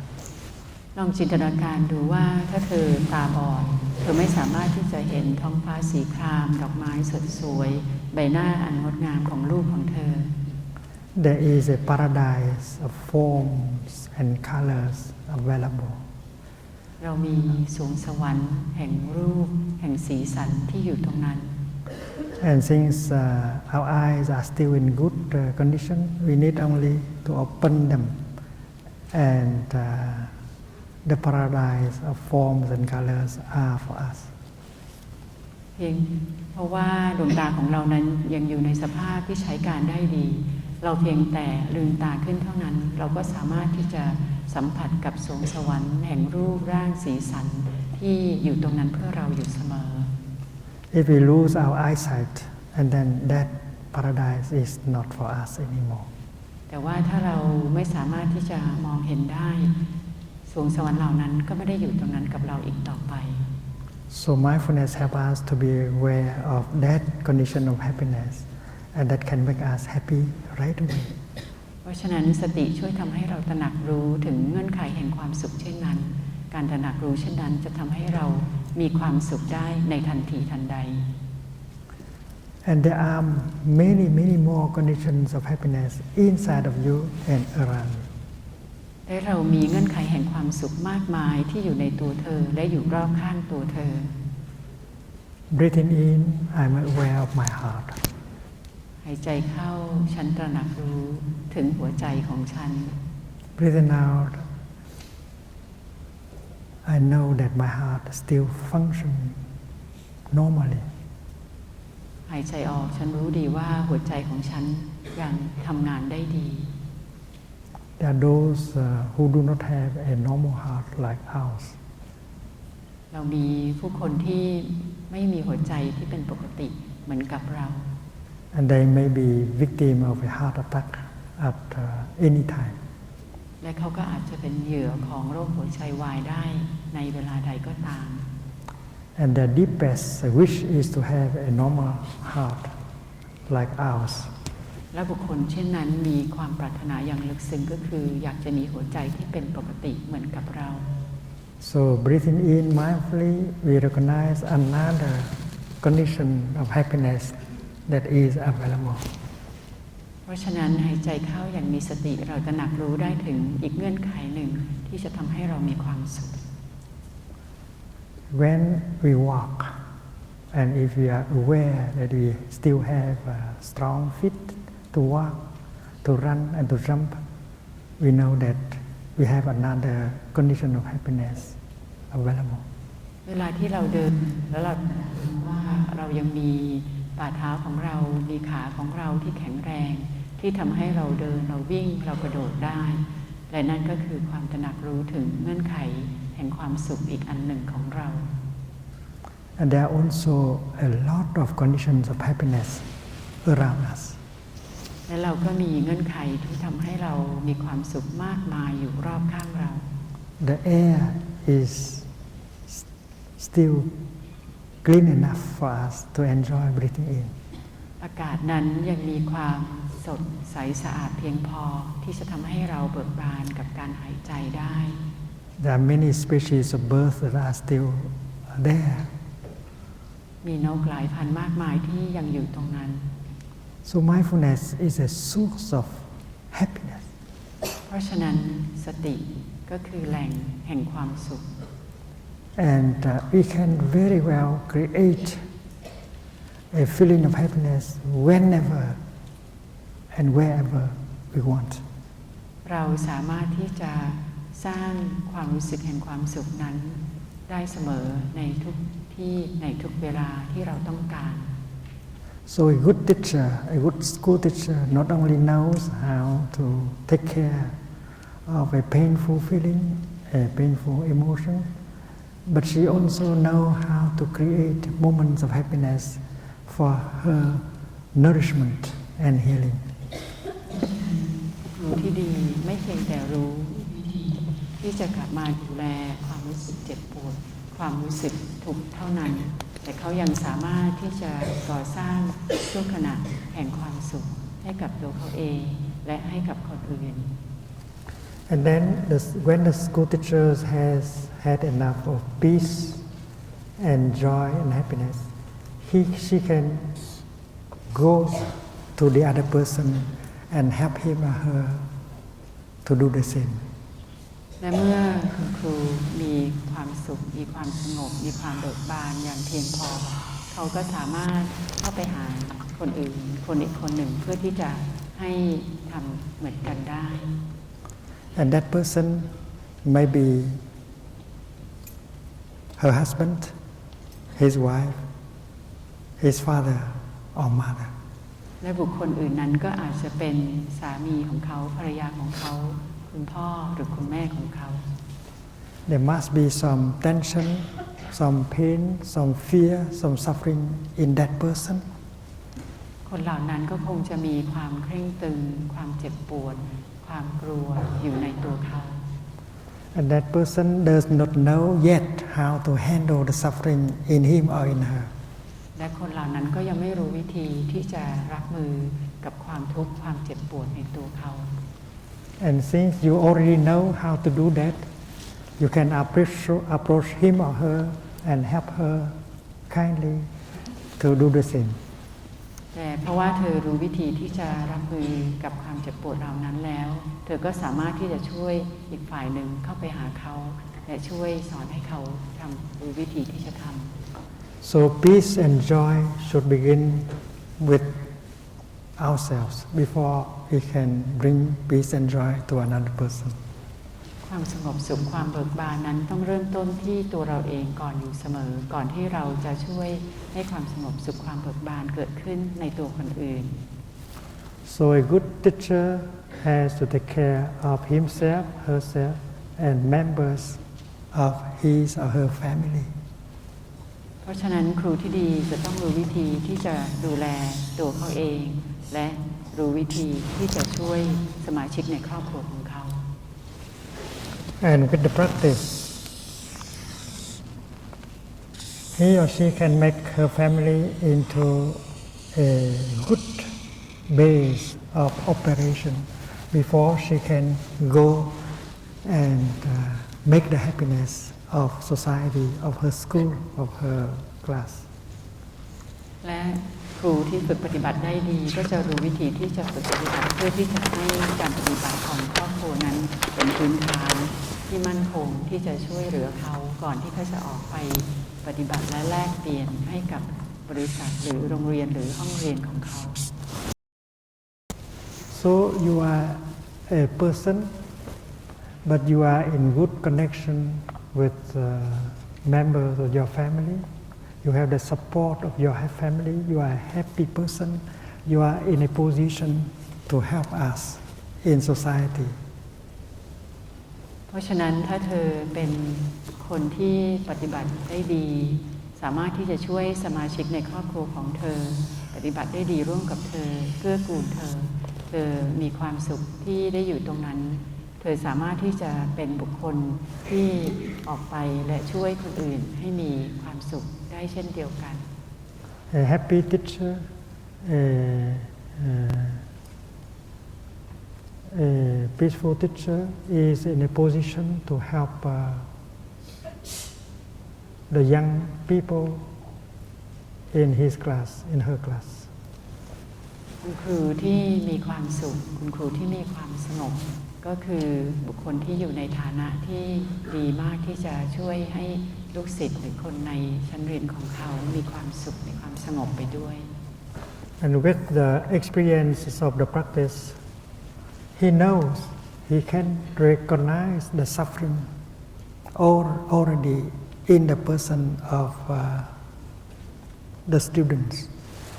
และด้วยประสบการณ์ที่คุณครูมีเองต่อการฝึกปฏิบัติในความทุกข์ของเขา เขาก็สามารถที่จะตระหนักรู้ถึงความทุกข์ที่เกิดขึ้นในห้องเรียนในลูกศิษย์ของเขาได้ The young person may be difficult to deal with. คนหนุ่มสาวหรือเด็กนักเรียนนั้นอาจจะยากที่จะจัดการกับเขา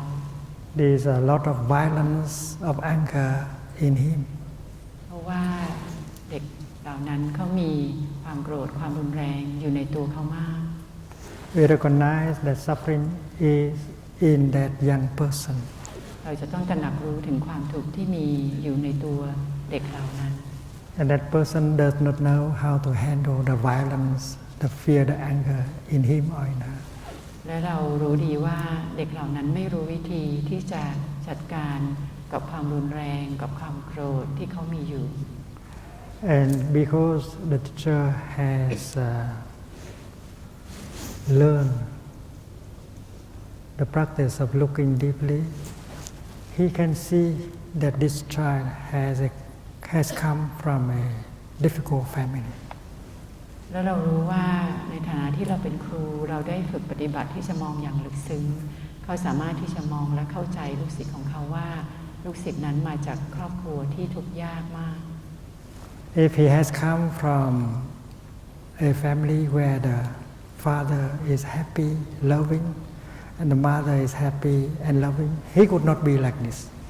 ถ้าเกิดว่าลูกศิษย์คนนั้นเข้ามาจากครอบครัวที่มีคุณพ่อที่น่ารักมีความสุขคุณแม่ที่น่ารักมีความสุขเขาก็คงไม่มีพฤติกรรมแบบนั้น So he is victim of his own suffering, the kind of suffering that has been handed down to him by his father and mother. เพราะฉะนั้นคุณครูจะเห็นได้ว่าเด็กคนนั้นเขาก็เป็นเหยื่อแห่งความทุกข์ของเขาเองเป็นเหยื่อที่ถูกมาจากความทุกข์ของคุณพ่อของคุณแม่ So when we encounter a young person that is stubborn, violent, angry, we are not angry at him anymore.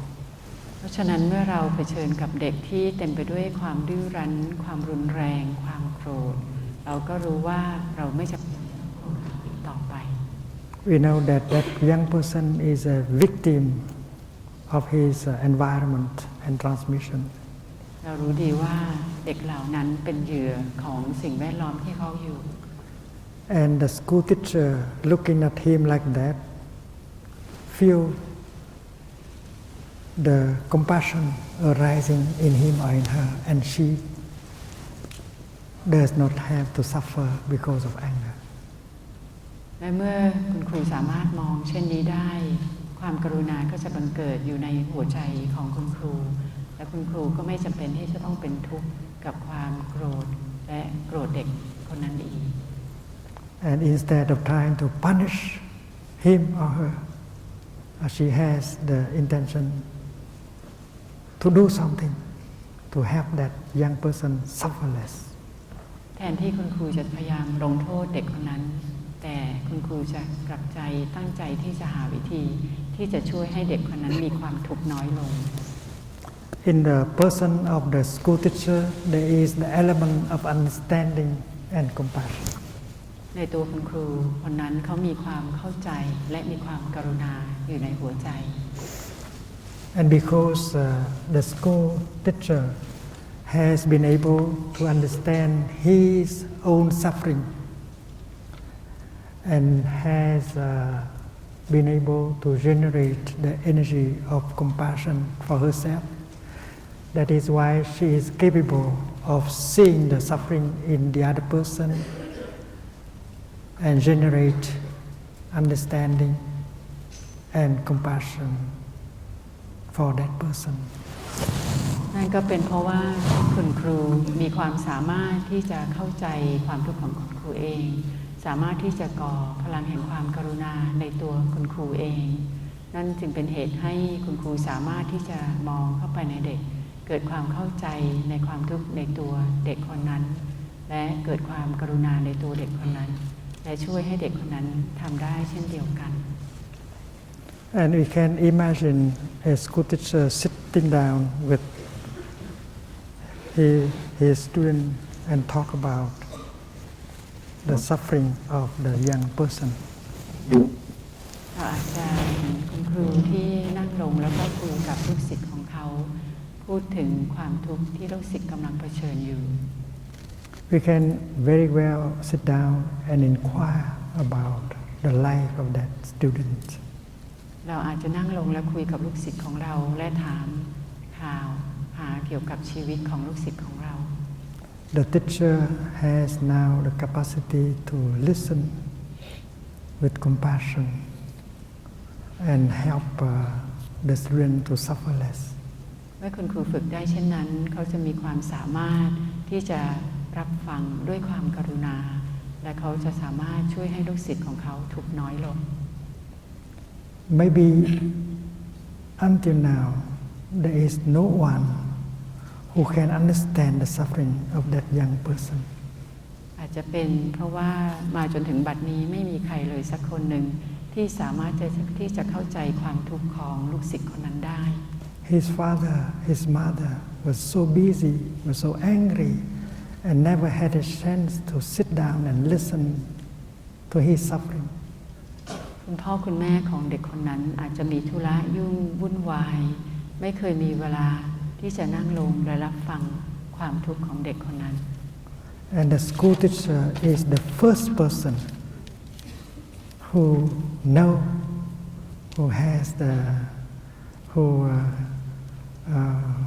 how to sit down and listen to him. และคุณครูก็เป็นบุคคลแรกที่รู้ที่จะนั่งลงและรับฟังความทุกข์ของเขา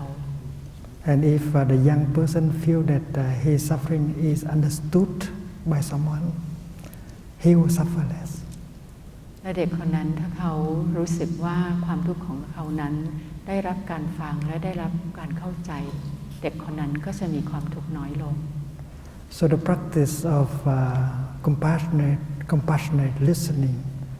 help connect the school teacher with the student and remove the anger and the fear between teacher and students. เพราะฉะนั้นการฝึกที่จะรับฟังอย่างลึกซึ้งด้วยความกรุณาจะช่วยทำให้คุณครูและลูกศิษย์นั้นเชื่อมโยงสัมพันธ์กันได้จะช่วยทำให้คุณครูและลูกศิษย์นั้นถอดถอนความโกรธความกลัวที่มีต่อกันและกัน In a new system of education, there should be time for teachers to sit down with the students and for listening to each other, because both students and teachers they have suffering in them. ในยุคสมัยนี้เราควรมีระบบการศึกษาที่เปิดโอกาสให้คุณครูและลูกศิษย์ได้นั่งลงรับฟังซึ่งกันและกันเพราะว่าทั้งคุณครูและลูกศิษย์นั้นต่างก็มีความทุกข์เช่นเดียวกัน And if teachers and students understand each other's suffering, they will stop making each other suffer more. และถ้าคุณครูและลูกศิษย์เข้าใจถึงความทุกข์ที่มีอยู่ในกันและกันเขาก็จะหยุดการกระทำที่จะก่อให้เกิดความทุกข์ต่อกันและกัน There will be good communication and work of teaching and learning will become much easier. และเขาจะมีความเข้าใจต่อกันและกันได้ดีสื่อสารกันได้ดีการเรียนและการสอนก็จะได้ผลดีมากยิ่งขึ้น That is why using loving speech, inviting the other person to speak out and to suffer less, that is one of the things a school teacher should learn. และนั่นคือเหตุผลที่เรียนรู้วิธีที่จะเชื้อเชิญให้อีกฝ่ายหนึ่งได้กล่าวได้ใช้วาจาแห่งรักเป็นสิ่งที่คุณครูจะต้องเรียนเพื่อที่จะช่วยให้อีกฝ่ายหนึ่งมีความทุกข์น้อยลง Practicing compassionate listening help the other person to suffer less. That is what a school teacher should learn. การฝึกที่จะฟังอย่างลึกซึ้งด้วยความกรุณาเพื่อที่จะช่วยให้อีกฝ่ายหนึ่งมีความทุกข์น้อยลงนี่คือสิ่งหนึ่งที่คุณครูจะต้องเรียน What the young person has not got from his father, his mother, he can get from his teacher. อะไรที่ลูกศิษย์ยังไม่สามารถรับได้จากคุณพ่อคุณแม่เขาสามารถที่จะรับได้จากคุณครู And with the practice, the school teacher can very well transform his class into a real family where there is communication and love. และด้วยการฝึกปฏิบัติคุณครูสามารถที่จะแปลเปลี่ยนห้องเรียนของเขาให้กลายเป็นบรรยากาศแห่งความเป็นครอบครัวที่เปลี่ยนไปด้วยความเข้าใจการสื่อสารและความรัก And if the practice is successful in school, and then the child can go home and reconcile with their father, their mother. และถ้าเราฝึกปฏิบัติเช่นนี้ได้สำเร็จในห้องเรียนในโรงเรียนลูกศิษย์เหล่านั้นก็สามารถที่จะกลับบ้านและไปฟื้นคืนความดีกับคุณพ่อคุณแม่ที่บ้าน Many young people who come to our practice retreats have gone home and reconciled with their father and their mother. เรามีเด็กๆและคนหนุ่มสาวมากมายที่มาฝึกปฏิบัติทำร่วมกับเราและได้กลับบ้านไปฟื้นคืนดีใหม่กับคุณพ่อคุณแม่ And this is included in the program for training school teacher in the future, the practice of deep listening and loving speech in order to restore communication, promote understanding and collaboration between teachers and students. และนี่คือสิ่งที่เราควรจะบรรจุลงไปในการสอนคุณครูคือการรับฟังอย่างลึกซึ้งและการใช้วาจาแห่งรักเพื่อที่คุณครูจะได้มีโอกาสที่จะฟื้นฟูการสื่อสารความรักต่อระหว่างคุณครูและลูกศิษย์ Hoping that in our Dharma discussion in the afternoon we have a chance to go deeper into these questions. หลวงปู่หวังว่าในการสนทนาธรรมในบ่ายนี้เราจะมีโอกาสสนทนาธรรมเพื่อลงลึกเกี่ยวกับสิ่งที่เราได้พูดไปในเช้านี้ And we continue tomorrow. เราจะสืบเนื่องต่อในวันพรุ่งนี้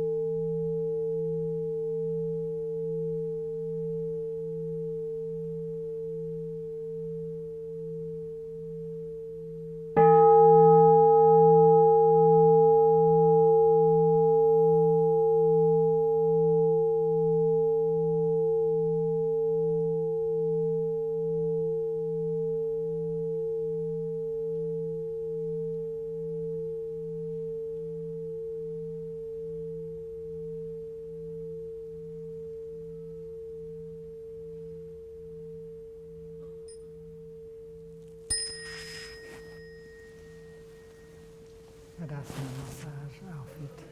before standing up.